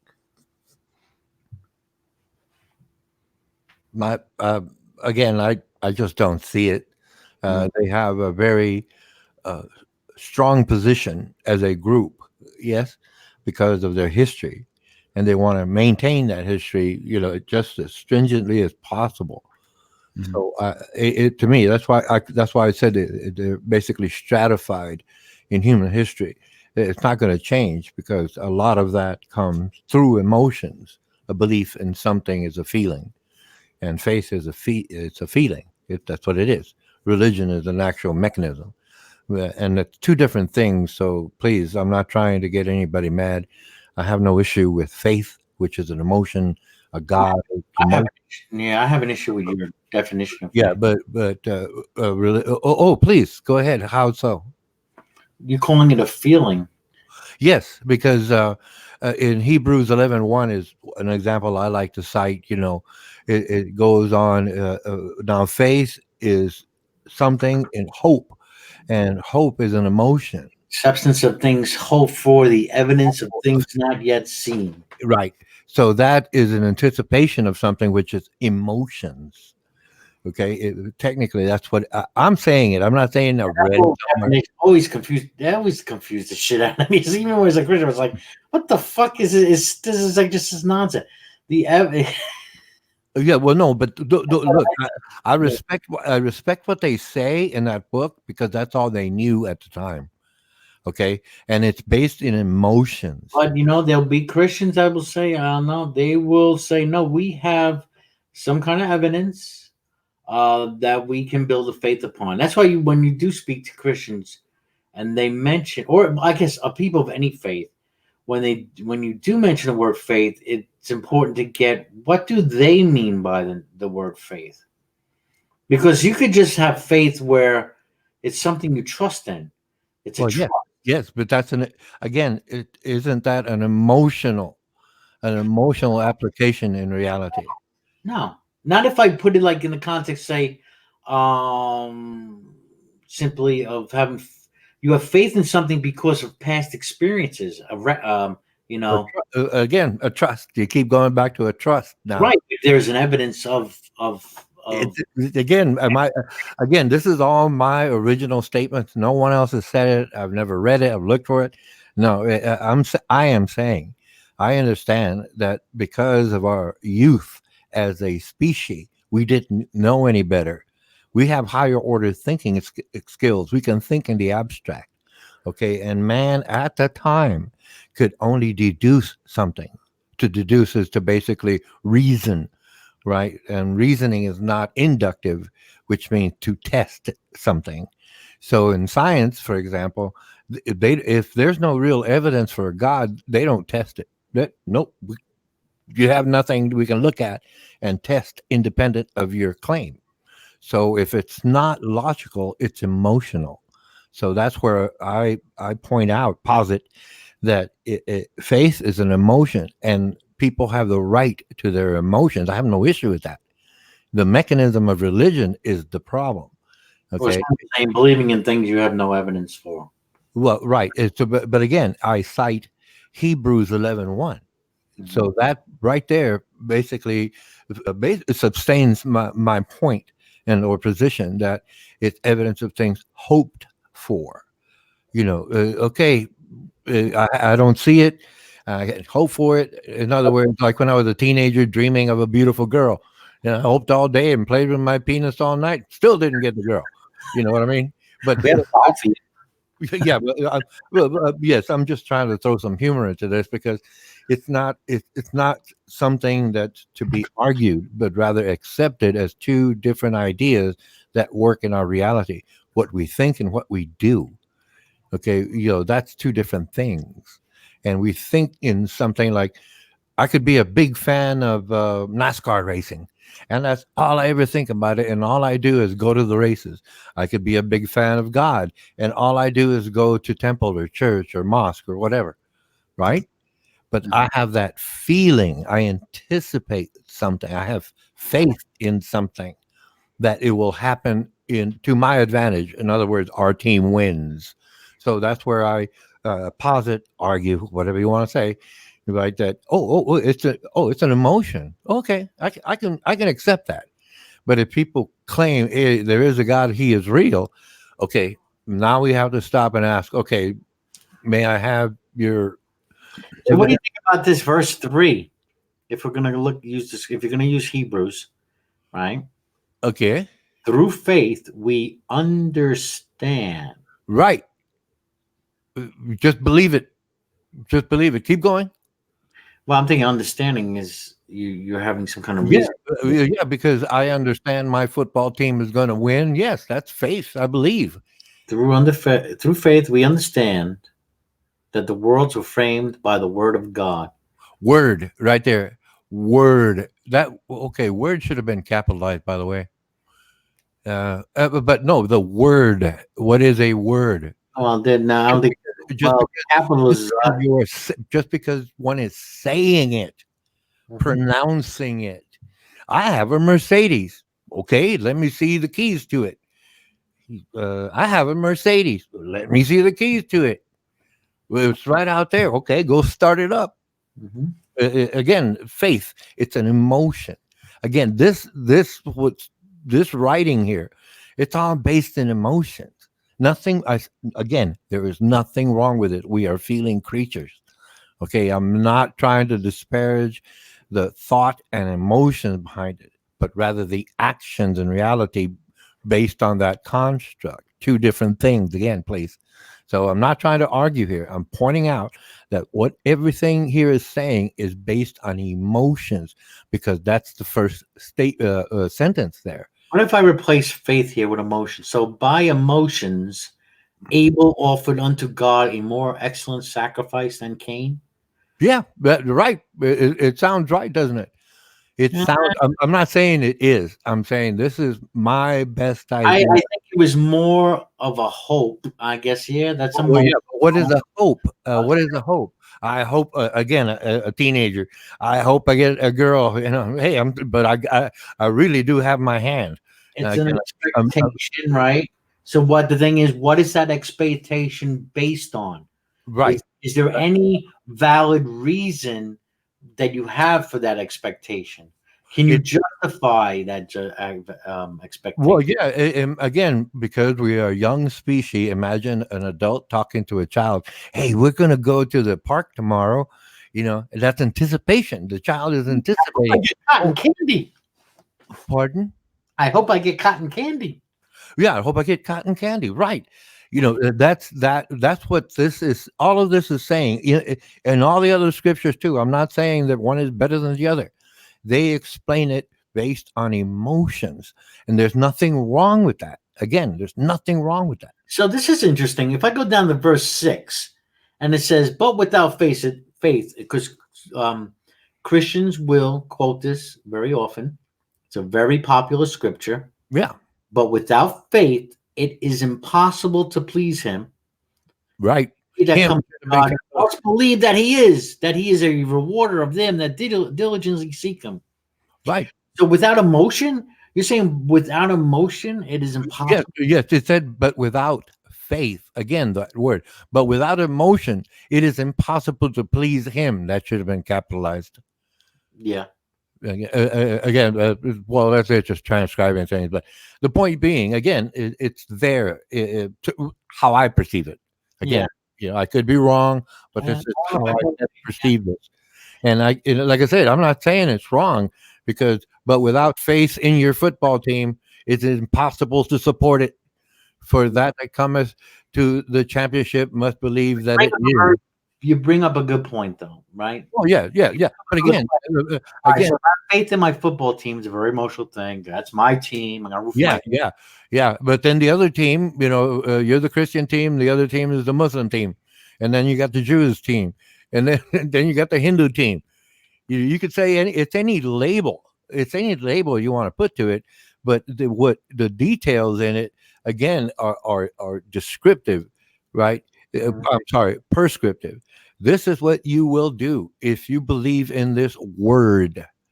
And okay. This idea, I just replace the word with idea. This ideology. If you look at it that way, right? It's a common thread. It's just a different label and practice to those given statements. That's all that is, fundamentally. Okay. So I'm not saying anyone is wrong for having faith. No. Emotions are most important. And all of this really just supports the idea of that emotion to believe, to have faith, trust, if you will. And that's hope, a part of that hope. I hope this deity guides me in the best direction so I can have a peaceful and healthy life, for example. All right. If I want to take faith in a different context, maybe as far as a trust. Because I think one's faith cannot be, your faith is going to be as strong as much as you can validate what you're putting faith into. Like if I have faith, my faith will be stronger in my football team. If my football team is doing really well this season, where their wins are higher than their losses, I think I can have a stronger faith, right? Because I see a record. But and where the whole question of faith in God comes in, because the God that is being preached to us is this all-loving God, and we're seeing a totally different record, and we're asked to have faith when it seems the track record is failing. So you could lose faith due to more understanding, right? Like let's say your football team, that's the best football. You think that's the best football team around, but the football team that it's up against this weekend, well, they have a winning streak for years, and they have the best team that's known. So you have faith and hope your team will win, but you understand the odds are against you. You understand that the other team is more likely to win. Is that like losing faith? When you make that separation, do you you know, you Well, hand no, over part of that. Right. It almost makes me think: does the Christian, the believer, are Mhm. they having faith in God, but in the back of their mind, they're seeing that, their belief that Right. Satan is really in the control of things here. I mean, we really Where they just more they understand to have about, faith anyway. uh That's when and you're the more they understand about the religion, the more it kind of breaks down. They start to lose that faith in their religion. I think the problem in any religion is that the leadership does not say outright, look, it's two different things. This is our faith in a God, in something that is God belongs to God. Man can do whatever he wants, but we have our peace in our God, right? They don't want to say that because their scripture says, and have others come in. And if they deny you can cut their head off, Muslims, or starve them, not house them, not clothe them, Christians, for example, Right. right? Different ways. They just approach it differently, but it's still the same objective to hold that God as ruler of all because he rules over you and he should rule over others. And that's the problems in religions, plural, because each one says their God is best and their rules are the only rules that are acceptable to their God. And that causes conflict and has caused conflict in history. But We're young. Well, again, we're young species. We're very young species, and I can see it for what it is. I've studied it, a few years, and it's I realized, okay, this is what this is, and we could better get along if we understood that accepting the differences is better than trying to change each other's minds. and if you only have faith of a mustard seed, just so Yeah, very little faith. it's the smallest thing, that much. Two mountains. Yeah, but see, the difference is that a mustard seed does not change, and your football team may lose. And that happens. But again, because of faith, you continue that path because guess what? Your team may have a winning season, and that's never impossible because different, schools have children going in and leaving school, and maybe certain times, you're going to get all of these, giants, and put them all online and they're going to win the state football championship. Great. But that's, again, goes to faith, short term, long term. Gotta have faith. So you gotta have. Yeah, I remember that song. That was a good song. George Michael, right? George Michael. George Michael, correct. Yeah. That's right. It was Wham. Remember that? Wake me up before you go. Yeah, that was a good tune. I thought that was a good tune. Oh yeah, it was fun. Wake me up before you go. Don't leave me hanging like a yo-yo. Oh man, it was a. See how we go on. See how we go on all these different tangents, folks. God, what was the other song? Freedom. I love that song, Freedom. By Yeah. Yeah, it's a good song. It's a good song. Careless Whisper is a good one. What was Chicks that? like that song. Praying. Was it praying for the end of time? What's the song? And, Father Figure. It was like a ballad. It was really powerful. Yeah, I think that's Father Figure, right? I will be your preacher, teacher till the end of time. That one? It wasn't that one. It was on the. I think it was an album called Faith. Was there an album I called? don't know. Let me see. If I see the name, let me see. George Michael songs. As soon as I see the name, not Careless Whisper. Not okay. Praying for Time. That was it. Yeah. Let me play a snippet. Yeah. The album was Listen Without Prejudice. Which Freedom was on as well. Yeah. Can I help you? Damn ads are coming up here. I don't want ads. I have that one. Here it is. Remember? You remember this? Yeah, I remember that. This is wow. This is not. I'm surprised the sound here.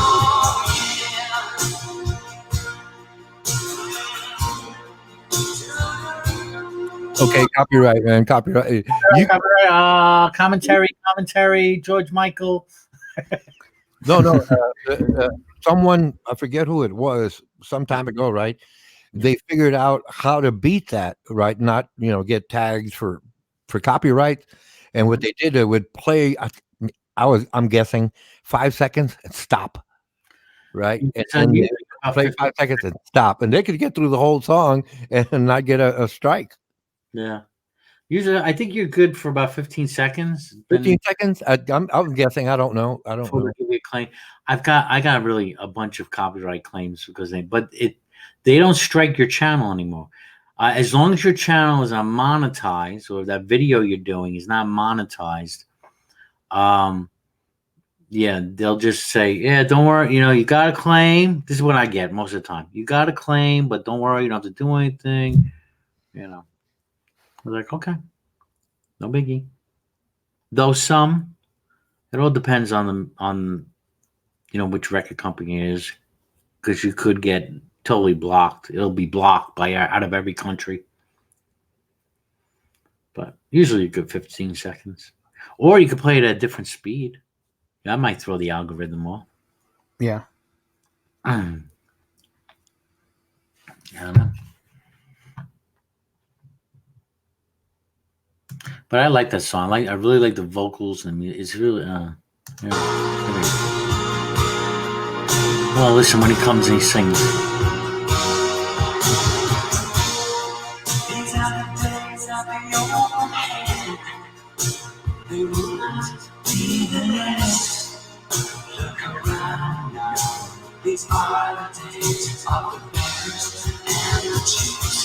Really good words too. I like that song. Yeah, that's a good one. Wild Heart out there. Hey, Brojo, can I be here and fuck off?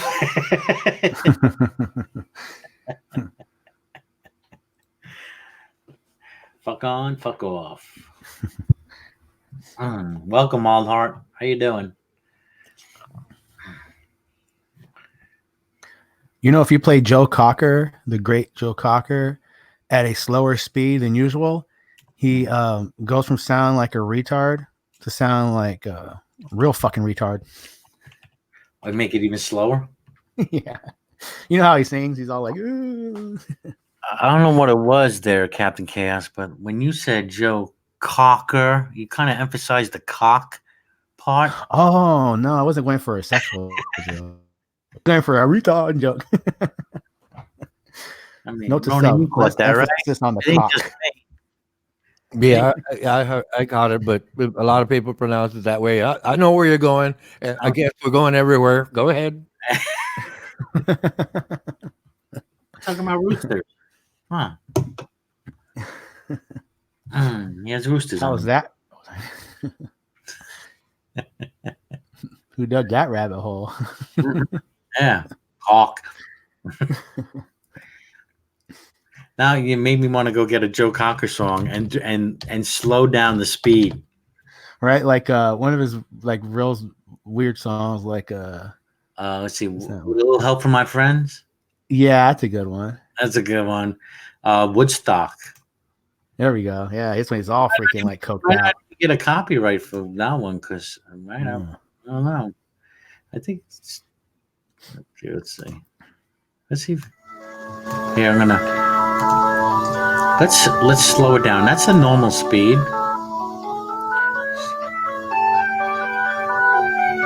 Oh, they're not going to show the. Wait, I'm trying to see if they show the footage. Let's see if they show the footage from. Yeah, because they might copyright the tune. Because the video I'm looking at now. Yeah, let's try this one. Let's try. Is that going to give me? Nope. I'm trying to get the one exactly from Woodstock. The footage from Woodstock. Yeah, let's try this. It's not screen sharing right now, though, if you want to show it. Yeah, I know. Okay. Okay.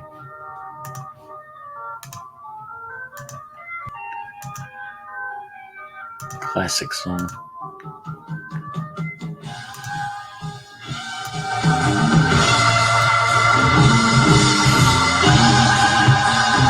It is weird. It's like he's like you would think he had like palsy or something, right? When he performed. Joe Yeah. Cocker.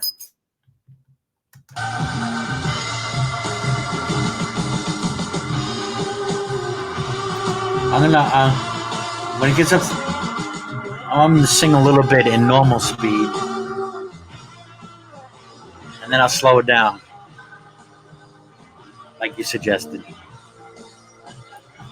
Cool. You look like Wolverine. He does. Look, it's Wolverine. Yeah.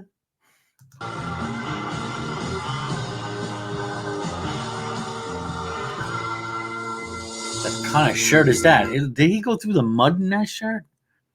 Or is that the color of the shirt? It's a pattern.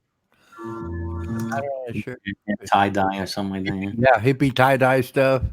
Yeah. Got stars on his boots. What would you do if I said how to? Would you stand up and walk down with it? What would you do if I cut the speed in half? Lend me your ears and I'll sing you a song. I told you.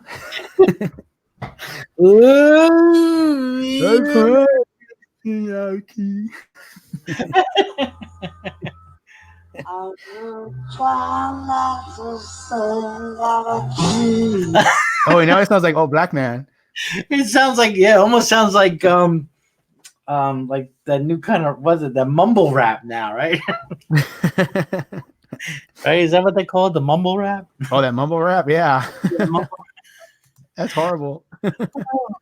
Oh man, that might be something to do. Take Joe Cocker, Uh-huh. slow down the speed like we're doing, and put it to a hip hop beat or some Oh, kind. yeah. Right?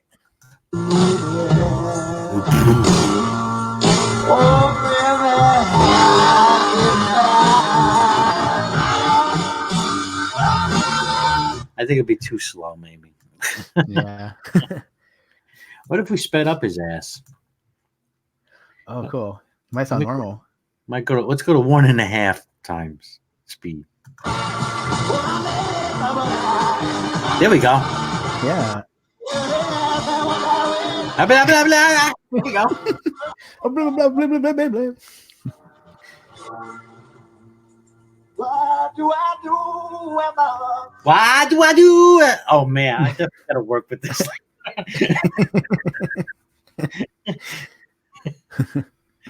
Oh, that sounds like a neat idea.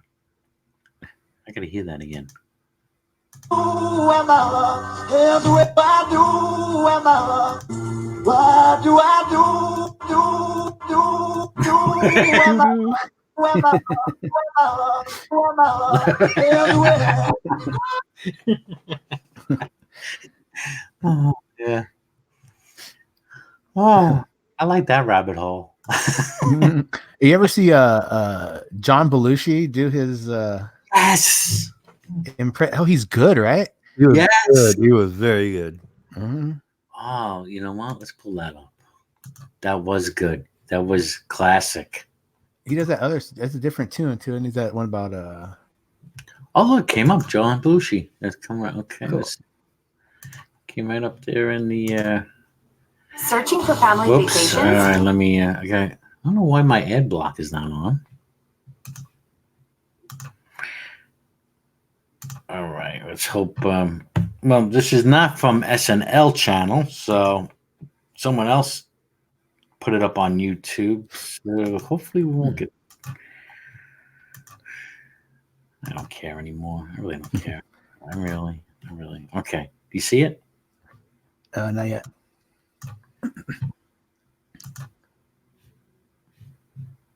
You see the video, the picture, though, right? Yeah. Okay. Yep. What's this guy doing? Oh, I see what he did. He changed it. Yeah. Oh, the That way he sound. won't Is, get busted. yeah, it sounds terrible. Let's see. Oh God.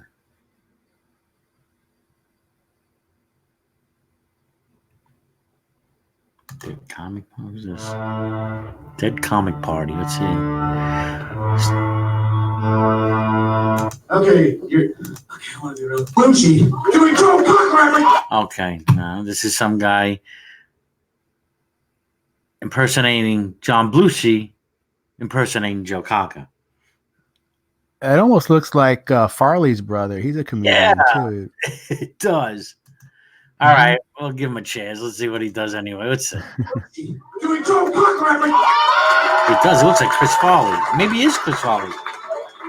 That looked like Chris Farley. Well, Chris Farley has a brother that Oh, that does comedy and kind of looks like him too. because he just walked out away. It reminded me of when he did that skit, the motivational speaker skit. Oh yeah, The way he walked out there. with his pants In the and everything. van, Live in down by the river. By the river. That's a classic. Yep. Well, here we go.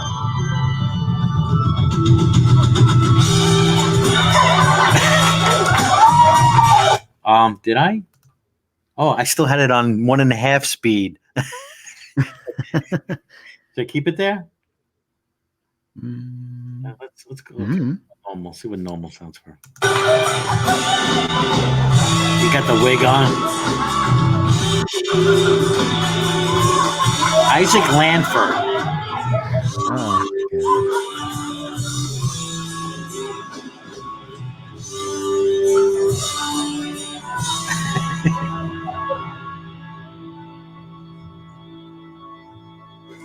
What would you do if I sang attitude?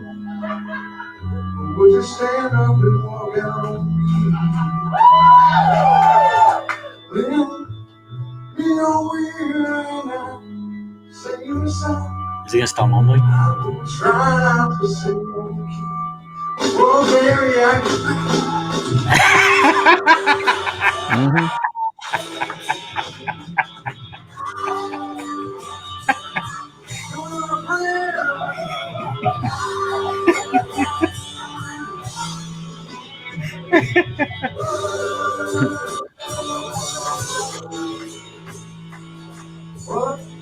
That's pretty funny, no?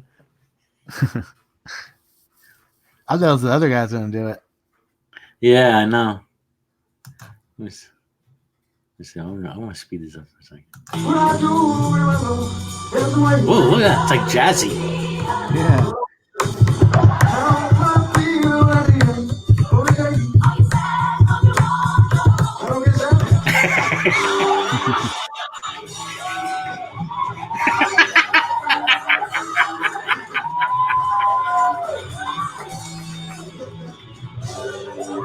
You know, it'd be fun to do that karaoke night at a bar. Yeah. But Oh, yeah. it's so funny when you speed it up. Especially when All over the place. oh god, I'm stoned. I gotta be stoned, right? I gotta go 2 times speed.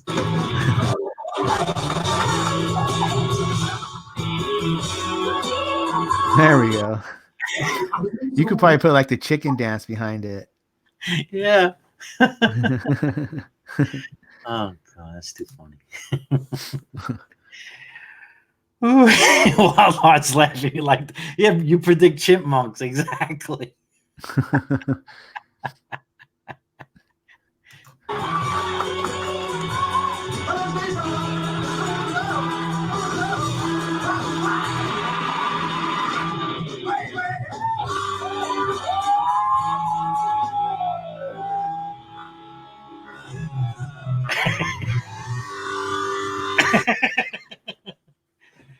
Oh, drastic, all the way down to quarter speed. Oh my god, that's too funny. Sorry, I took you down that rabbit hole. I hope you got amused. But yeah, we were looking for John Belushi doing it, right? Mhm. Yeah. Let me see if you want. I can still, unless you have something else to bring up. Oh, here we go. Whoops. Whoa. I forgot to put it back normal speed. Let's see. It seems like the videos that are coming up are they're filming the TV picture. Let me see. Oh yeah, I see. I see it. Yeah, Camera on the TV kind of deal. yeah, exactly. Yeah,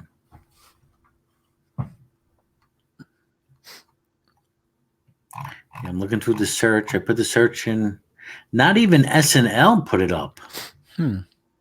I know he did one when he was in the Killer Bee outfit. Remember that? Oh, yeah, that was funny. Mm-hmm. I think he did Joe Cocker in the Killer Bee outfit. Oh, you know what's coming up though? Look, I put in John Belushi, Joe Conca, and Saturday Night Live comes up with the Olympia restaurant. Remember cheeseburger, chip, chip, chip. Oh Remember yeah, no Pepsi, only Coke. Or was it no Coke, only Pepsi? Right. Smart dog can't stop distracted. Okay, we don't need ants. There we go. Let's see. Whoop.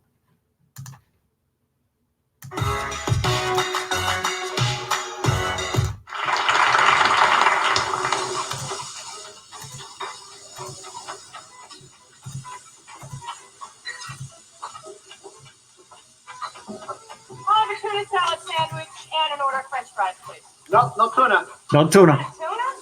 No tuna. Cheeseburger. Cheeseburger. Come on. We got it all day. We ain't got all day. Okay, we got to start over. Okay, what are you gonna have? I think I'll have grilled cheese and a Coke. Grilled cheese. No grilled cheese. No grilled cheese. Cheeseburger and a Coke. No Coke. Pepsi. Okay, Pepsi and French fries. No fries. Cheese. Okay, cheese. One cheeseburger, one Pepsi, one cheese. And Dan Aykroyd. That's classic. Yeah. Yeah. Oh yeah. Yeah, it's funny. You see I'll the have a cheeseburger and a small Coke. No Coke. No Coke. Pepsi. Why even bother giving a menu?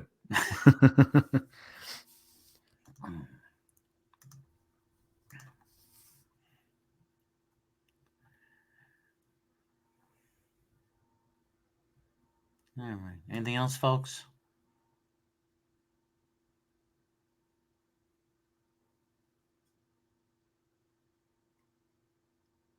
Oh, I'm seeing a story. Chicken feet entering China may presage new trading era. What? Well, what I'm hearing is that because of certain flus or bacteria over there in China affecting all the pigs, and they're losing a lot of pork over there, and they wind up importing pork, but now they're also switching to more chicken and importing chicken or making chicken. Okay. And some of the first chicken parts they're taking are chicken feet. Mhm. Chinese, right? The Chinese, yeah. Oh, they love chicken feet. Mhm. But yeah. Like, you ever watch those food shows where my wife watches a lot of that crap and they go like on like Vietnam street food or Asian street food. They usually have a lot of chicken feet, like prepared all different kinds of ways.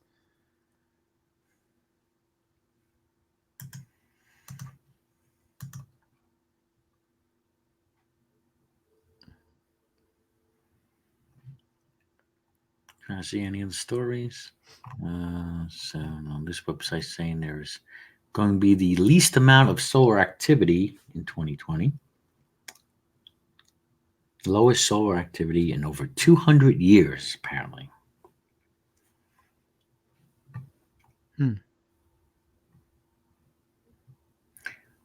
What are they talking about? I mean, like,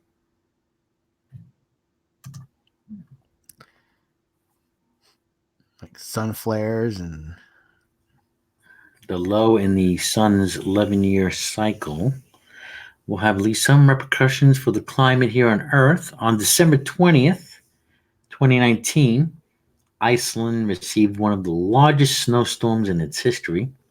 The so-called 10-year storm brought winds of 100 miles an hour, gusts up to 149 miles an hour. wow. Iceland, Europe's, and North America's weather have historically been tied to the sunspot activity of the sun. According to NASA, in 2020, the sun, which is currently in solar cycle number 25, I have heard something about this recently, will reach its lowest activity in over 200 years. That means space weather, quote unquote space weather, will be favorable for exploration beyond Earth, yet it could also very well mean we should prepare for odd or different weather patterns.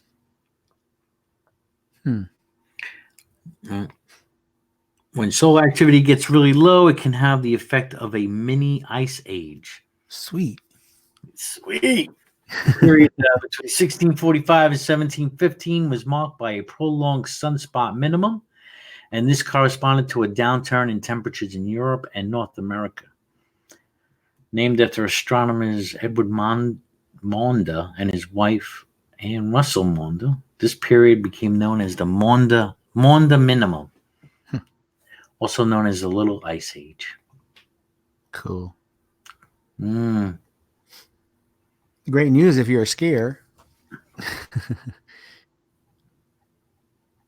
They anticipate the Space Weather Prediction Center, NASA, and the International Solar Energy Society anticipate a deep minimum and a maximum that will occur between 2023 and 26. During that maximum, they predict the sun will have between 95 and 130 sunspots.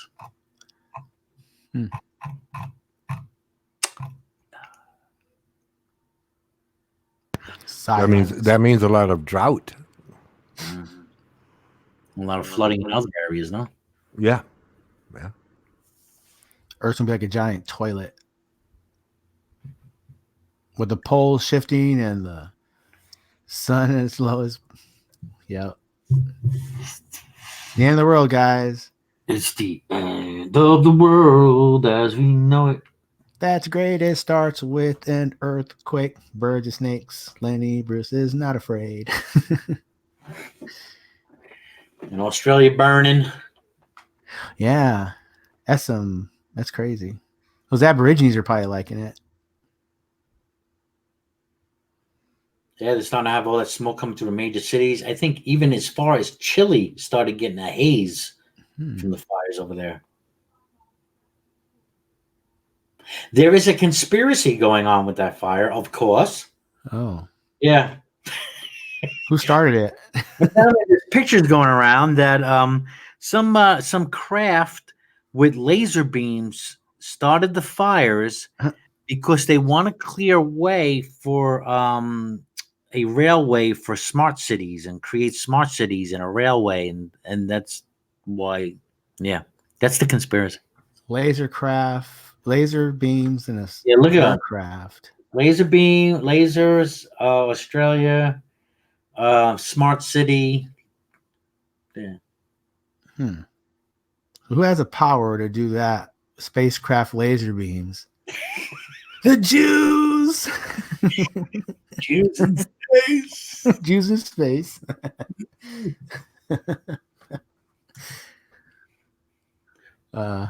Mel Brooks called it, right? Jews in space. Jews in space. I'm not really seeing. Yeah. Let me see if I can find the stupid pictures that they were showing. Let's see. Australia laser beam comes up. Let's see. Oh, what the hell is it? It turns out Australia is fake. What? The whole thing? I don't know what the fuck. To me, Australia is not real. It is It must be a flat earther thing.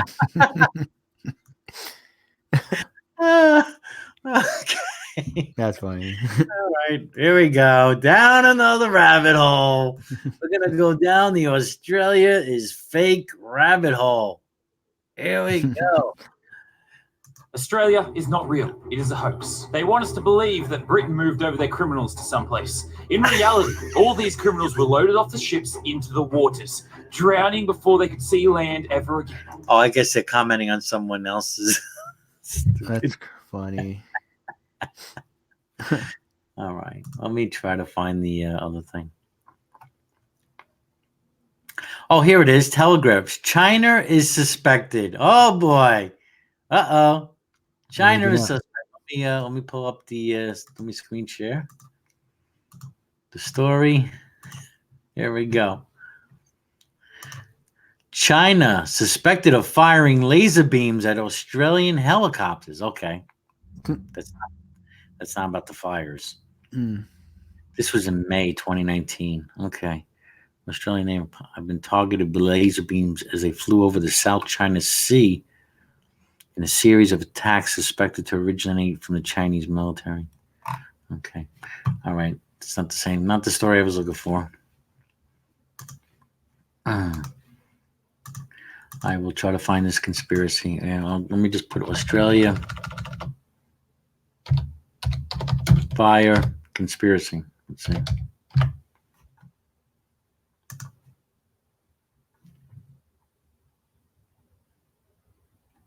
Let's see. Just a bunch of stuff. Okay, here we go. Oh, yes. Not only laser beams, but they're also saying smart meters blowing up, exploding. Yeah, here it is. They're reporting on it. Yeah, look. Conspiracists say lasers and exploding smart meters used to start bushfires to make way for a new train network. That's crazy. See? Come on, we got the proof right there, Vic. See? Don't you see the laser beam? Don't you see that? Yeah, but that could be like Godzilla behind them clouds. I don't know. Thousands of Australians appear to believe lasers and exploding smart meters are being used to start our bushfires to make way for a new train network. A story-full investigation with news.com.au has found the conspiracy theory has spread far and wide in social media, with, quote, directed energy weapons posts being shared tens of thousands of times in the past few weeks. Those who believe the theory say the bushfires in this unprecedented season are being started using weapons which harness the focused power of technology such as lasers or microwaves. There you go. See? There it is. It's possible, but I don't see it's plausible. There you go. Why would other parts of Australia also be burning if the railroad is only planned for that part of the country? Well, most fires are happening here. I've seen the fire maps, and most of them are on that eastern border. Well, yeah, but if you're talking about that border there, then why are all the other fires happening? Like I did a Google search, map fires Australia, and I get all these images here of fires being located all over the country, especially at the northeastern part. That's just to distract you, Ronan. Oh, yeah. Okay, right. Yeah. You think it's a greater problem, but they're mostly dense. They're all happening there on the East Coast. Yeah. Okay. Yeah. Don't pay any mind to those other little fires. Don't worry your poor little mind over that, huh? So even though Queensland is also, heavily populated, no, just distract me. Yeah. What is it? Wag the dog. Oh, we got video footage. Maybe. Let's see. Ooh. Oh, yeah. Oh, holy shit. Sorry. Sorry, guys. I'm not even going to play it. It's a Little long commercial. skin cream started the fire. There's that laser beam again. The laser. Mm-hmm. Exploding smart meters.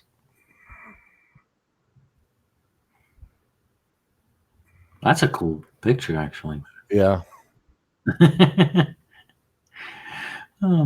It's claimed that this picture of unknown origin proves trees were ignited from the inside. No. No. That tree is partially dying. That's all that is. Yeah, it's already that hole had already been there, you know. Tree. No, that's all it is. Tree. Maybe this tree did experience something like, spontaneous combustion. No. It doesn't put it this way. It doesn't make sense to me based on what I understand about, trees.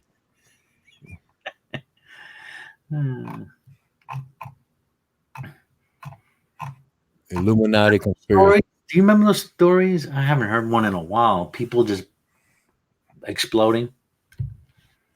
I've heard of that. Spontaneous combustion. Something would be happening inside their body, and they would just, I don't know, birth. Yeah, they just scared the shit out of me when I was like 5.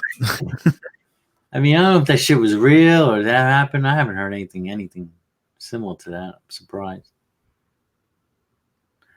I think they're just mob hits that were covered up. So that comes out. This is a New Zealand Herald. Oh, what's this horror video? Babysitters allowed toddler to vape. Yeah. Look at this. Oh, this video is restricted from playing in my current geographic region. Yeah, I seen that one before. You did? Uh-huh. It's not that bad. Well, actually, it's pretty bad, but oh, and it's against Pennsylvania teenagers, but I can't see the video, even though I live in Pennsylvania. It's conspiracy. They want more teenagers in Pennsylvania to do this. It's all media. 2 teenagers face charges after shocking video emerged that showed a toddler in their care inhaling from a nicotine vape.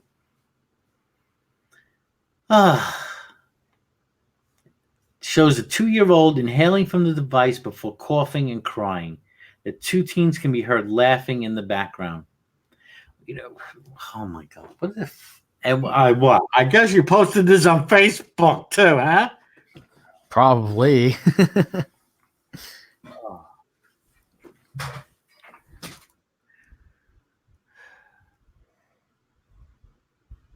Unbelievable.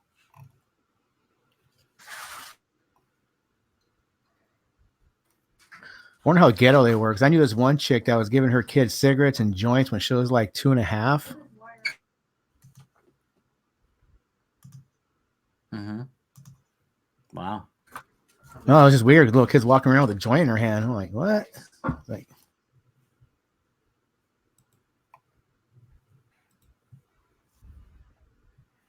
according to this article, it's been the hottest decade ever.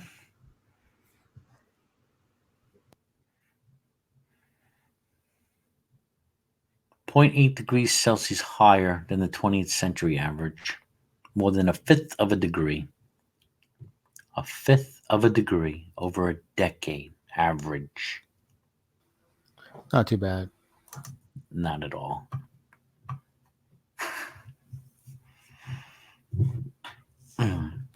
But it's all going to end in 12 years, according to AOC. Oh no, another prophecy. Give all your money to. You remember the Democrat, Cortez? AOC, they call her. She's going around saying the world's going to end in 12 years. Oh, really? I didn't know she was saying that. That's crazy. Yes, she did. It's on video and everything. Oh. All right, I got to find it now. Like what she's going off of. Yeah, Captain Chaos said it was going to happen already. It's happening now, I think he said. So Other people have claimed the end of the world, and they were wrong. So We're in a continuous spiral of decay. So my world might end in like 20 years.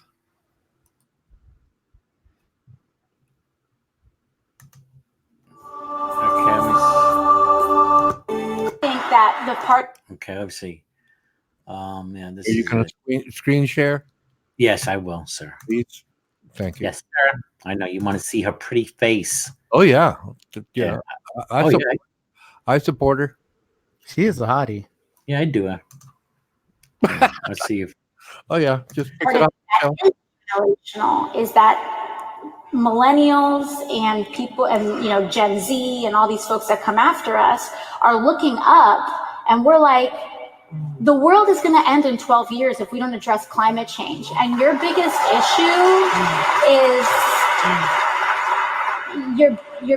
issue is how are we going to pay for it?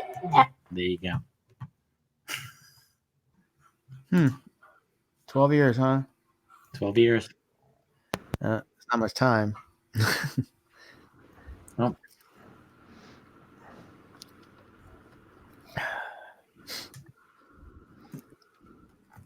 It's really going to suffer as the children. I can say, well, it could be just an anomaly, right? Just something that happens here or there, not directly linked to human pollution. We can say that. But the problem is human pollution, right? And well, currently there's less regulation all over the world because so many other countries are industrializing, and that possibility, pollution, not climate change. I'm saying pollution. Yeah, man. Yesterday, I believe I saw on television where they were having a tennis match, and it was in Australia. And it was a still picture of one of the players. Usually they're incredibly healthy, don't smoke cigarettes or do things like that, right?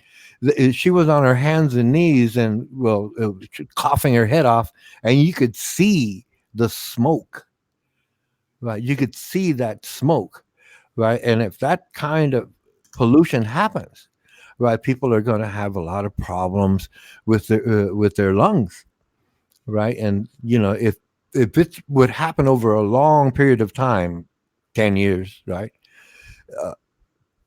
People that get married and have children, their children are not going to be able to adjust.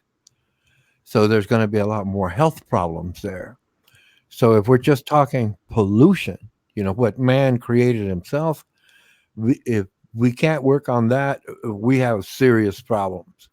We do, because currently in America, right, the Environmental Protection Agency, that's been gutted. So there's a lot of contaminants going into our soil.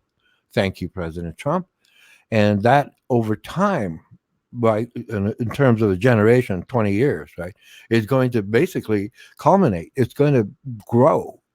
And all of those problems are going to come to bear. It's called the anticipatory factor, yes? Instead of the short term, yeah, man, we can get cheaper products because the manufacturer can dump his waste and he doesn't have to charge so much for the consumer product. And that's a short-term profit, and everything's great. Yeah, but 20 years down the road, all of those contaminants have gone into the groundwater, and then we drink it. Like I said, it's one of those things, short-term greed versus long-range profit. And it's the greed that is winning. And I'm not saying it's wrong, but I'm saying it's going to be a problem in the future for our children's children. But who cares? We're dead. yeah. Who cares? Who cares? I'll be dead. Thank you, President Trump. We're not going to go to war, by the way. We're not, President back down on that. Go to RT. Oh, I saw a report. Oh my God. This was interesting. Are you going to screen share? Let me see. All right. First, let me go get something to drink. Maybe you can get a link while I go step away. I gotta get a drink, but it's on RT. the reason why they killed Soleimani, the guy, RT. the Iran general. Yeah, apparently, all right. Here's a little tease. Apparently, he was on the way to go. Iran and Saudi Arabia were going to have some kind of treaty, so they could step away from using the U.S. petrodollar. And this is why he was killed. He was key in negotiations between Iran and Saudi Arabia.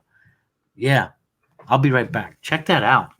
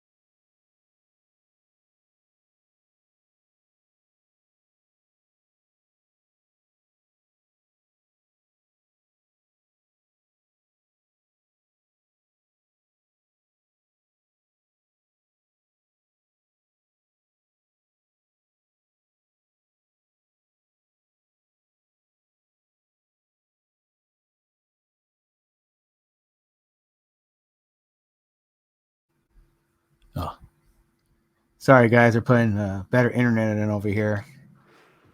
Okay. I might have to skedaddle here and there. I am back. Did you find it? I was doing a search. Are you referring to a video per se, or is it?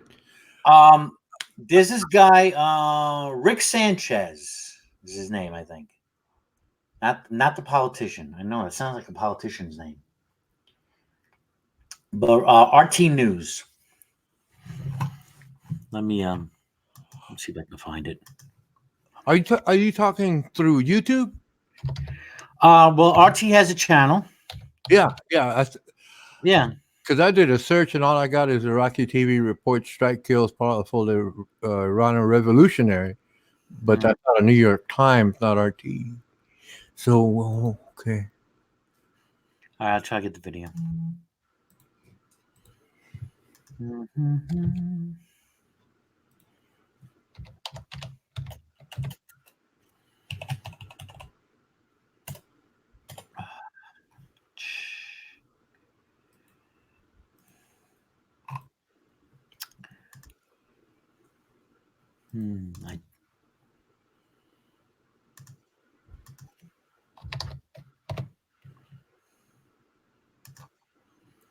Go to the RT channel.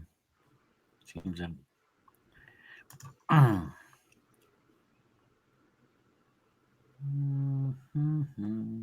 Just saw it yesterday. Was it yesterday? The day before?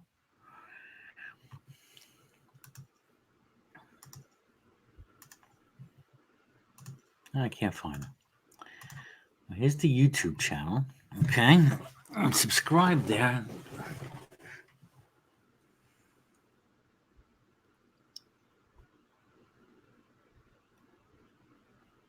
Okay.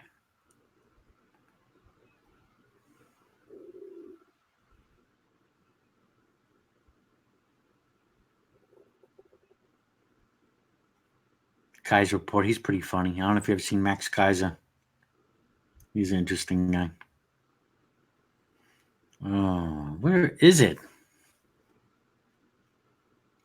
Don't tell me it took it down. That would be interesting.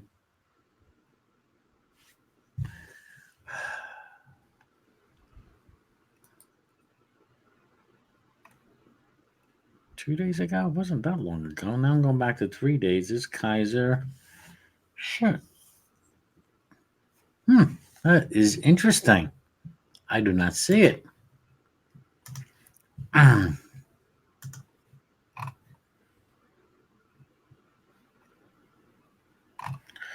Let me see. I put in RT News and search. Let's see. And what time? Past week. Okay, this might be it. Oh, okay. This might be it. Is this it? No, that's not it.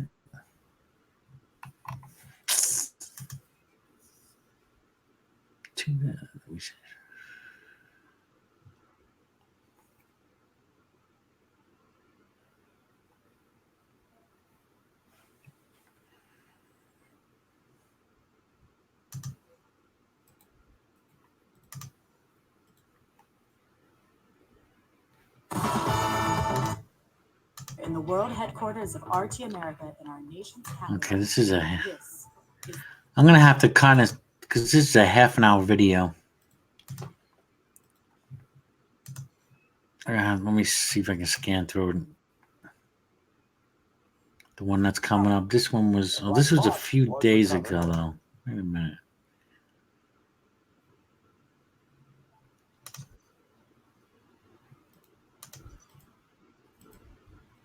No, it's not that story.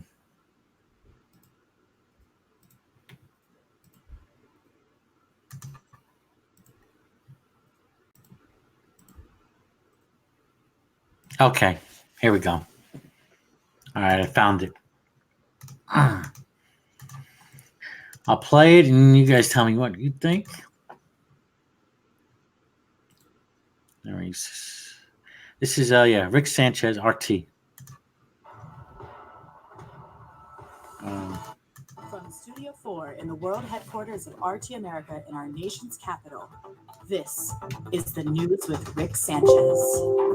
Like yeah, 2 hi, minutes. everybody. I'm Rick Sanchez. Last Friday, we were first to report a full 24 hours before any other news media that Iran was willing to admit that it accidentally shot down the Ukrainian airliner. We had that story.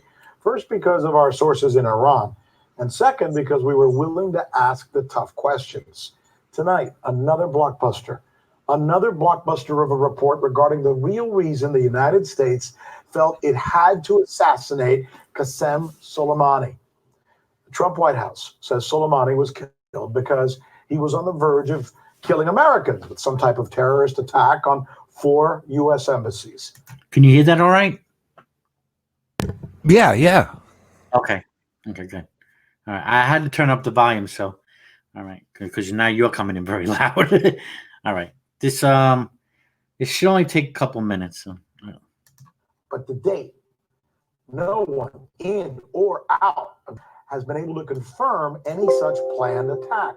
And this weekend, Secretary of Defense Mike Esper threw even more cold water on this White House explanation, saying he saw no evidence of an imminent attack on embassies. In fact, it is appearing that the pretext for the assassination of Soleimani was at best a muddled, unconfirmed piece of bad intel, or at worst, a lie, just a blatant lie. On a matter so important that it could lead to war, is there a history of our government lying? And yeah, he's going to go give you a couple examples, which I'm very surprised they don't bring up. They can't. Well, they'll bring up Iraq. Yeah. Vietnam.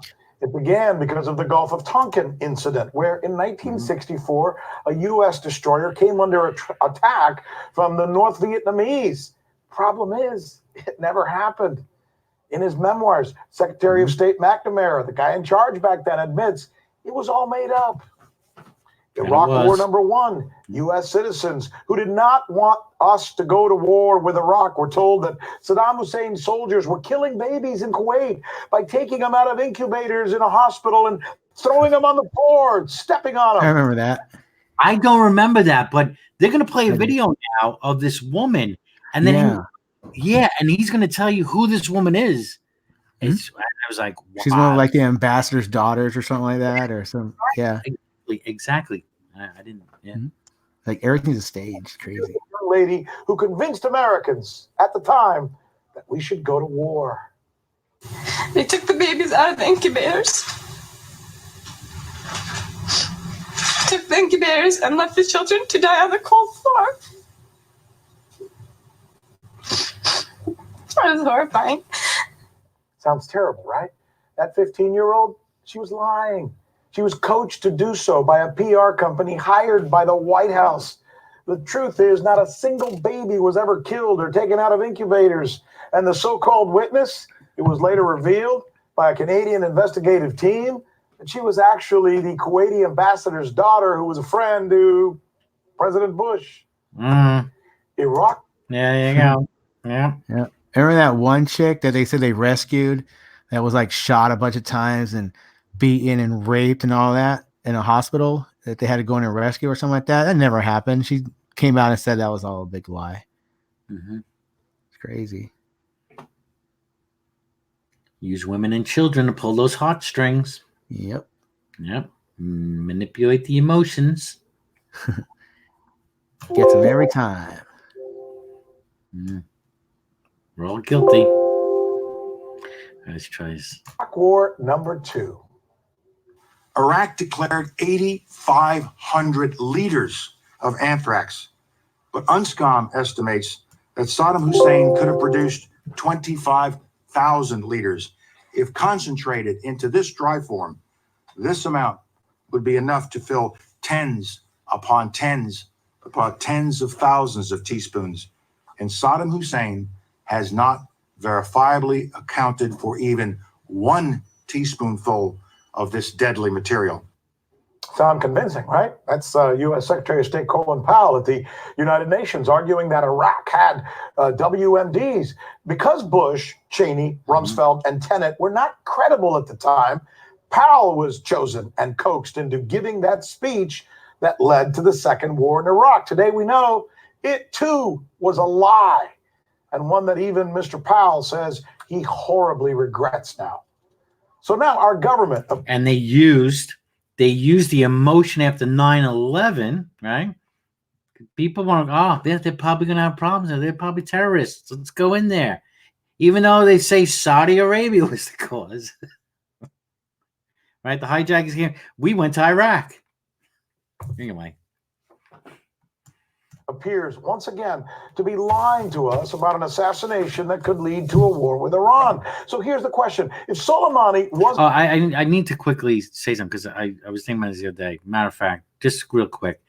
Because I'm not going to go on sidestep here 9/11, but if 9/11 is not an inside job, because a lot of people say, you inside jobbers, you're quacks, whatever. If it's not inside job, why didn't we go attack Saudi Arabia? Why wasn't there any sanctions? Why wasn't there any demands on Saudi Arabia to get to the bottom of it? Just my thoughts. Yeah, I agree with that. Well,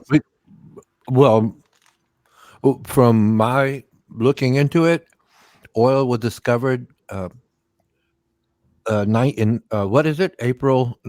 1939, and then all of these countries went in there and started to dig for oil. The royal family gave permission, but the thing was that they drilled near the holy site of Medina, and Papa Bush was one of the people there, and he made nice little handshakes with the royal family.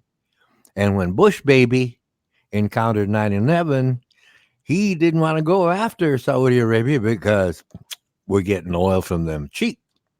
So he blamed Saddam Hussein. That's wagging the dog. But like I say, they're war criminals. Yeah, they lied. They lied about it. Okay, go ahead. Yeah, and this goes back because we have our OPEC agreement with Saudi Arabia. Saudi Arabia, since we were so dependent, right now we're supposed to be more independent now, oil producer. But 40 years ago, more dependent on Saudi Arabia, as is a lot of the world. They provide, I think, 1/10 of the oil supply. Made an agreement with them, right? Hey, we're going to protect your ass. You just make sure everything is paid in petrodollars, in the dollar, the U.S. dollar. So this is all about, this is we're going to get back. This whole thing was to protect the petrodollar. And, we don't need no deals. You having any deals with Iran. This is what this is going to, the implication is here. to go away from the dollar, because then that would just take the strength away from our economy and our country. Anyway, here we go. Wasn't planning an attack, then what is the real reason that he was snuffed out by a U.S. military drone? The answer, according to several global intelligence platforms like the Stratfor Group, who focus exclusively on geopolitical shifts for their investors, it's possibly this. Iran and Saudi Arabia were beginning the early stages of a détente of sorts, a coming together, a possible truce without, key here, without Washington's blessing. This truce was being mediated by Pakistan and Iraq. In fact, the reason that Soleimani arrived in Iraq on that day when he was hit with the drone that killed him, when he was assassinated, was to meet with Iraqi Prime Minister Adil Abdul Mahdi, who would then take Soleimani's message and deliver it to the Saudis. He was the go-between. Why were the Saudis suddenly warming up to Iran? And why did that so bother the United States? Or was it maybe the Israelis? And it led to having Soleimani eliminated. Was keeping the Saudis and the Iranians apart as enemies the real reason that Soleimani was assassinated? Man, this is big stuff, I'm telling you. This is the news with Rick Sanchez, where we get ahead of the news and we do stories the other guys won't even touch. You know why? Because we think it's time to do news again. I'm going to take a short break here, I think. The other thing I like about it, there's no commercials with RT News. They seem pretty straight to the point, too. Yeah, straight to the point. Give you a different slant on it. So, yeah. Okay. He was about to do a deal with Saudi Arabia. Are inequality protests around the world causing world bankers to rethink their policies? And what's the real reason Prince Harry wants out from the royal family?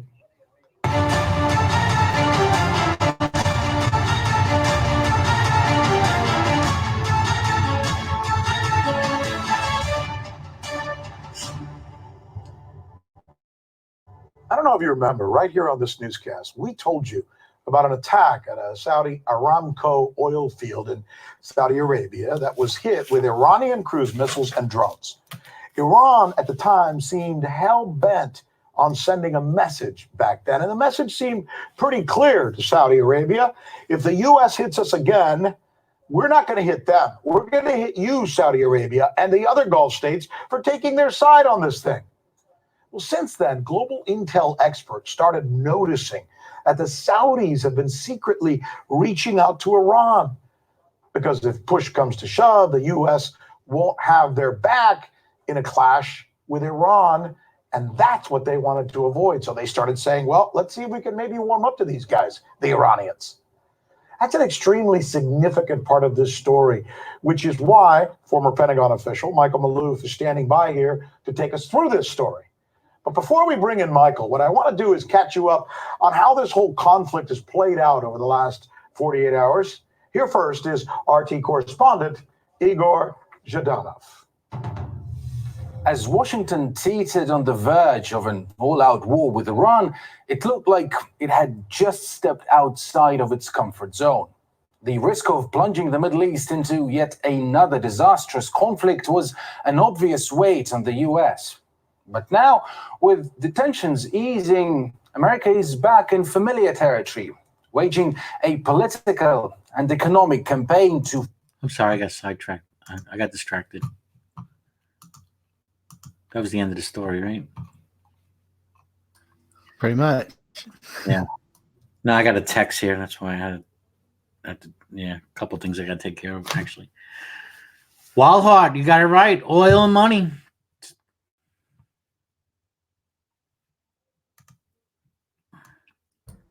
Oh, I gotta run. I got the guys putting the internet in over here, and I got disconnect from my old service. Yeah. Test it all out. Yeah, we've been going 2.5 hours.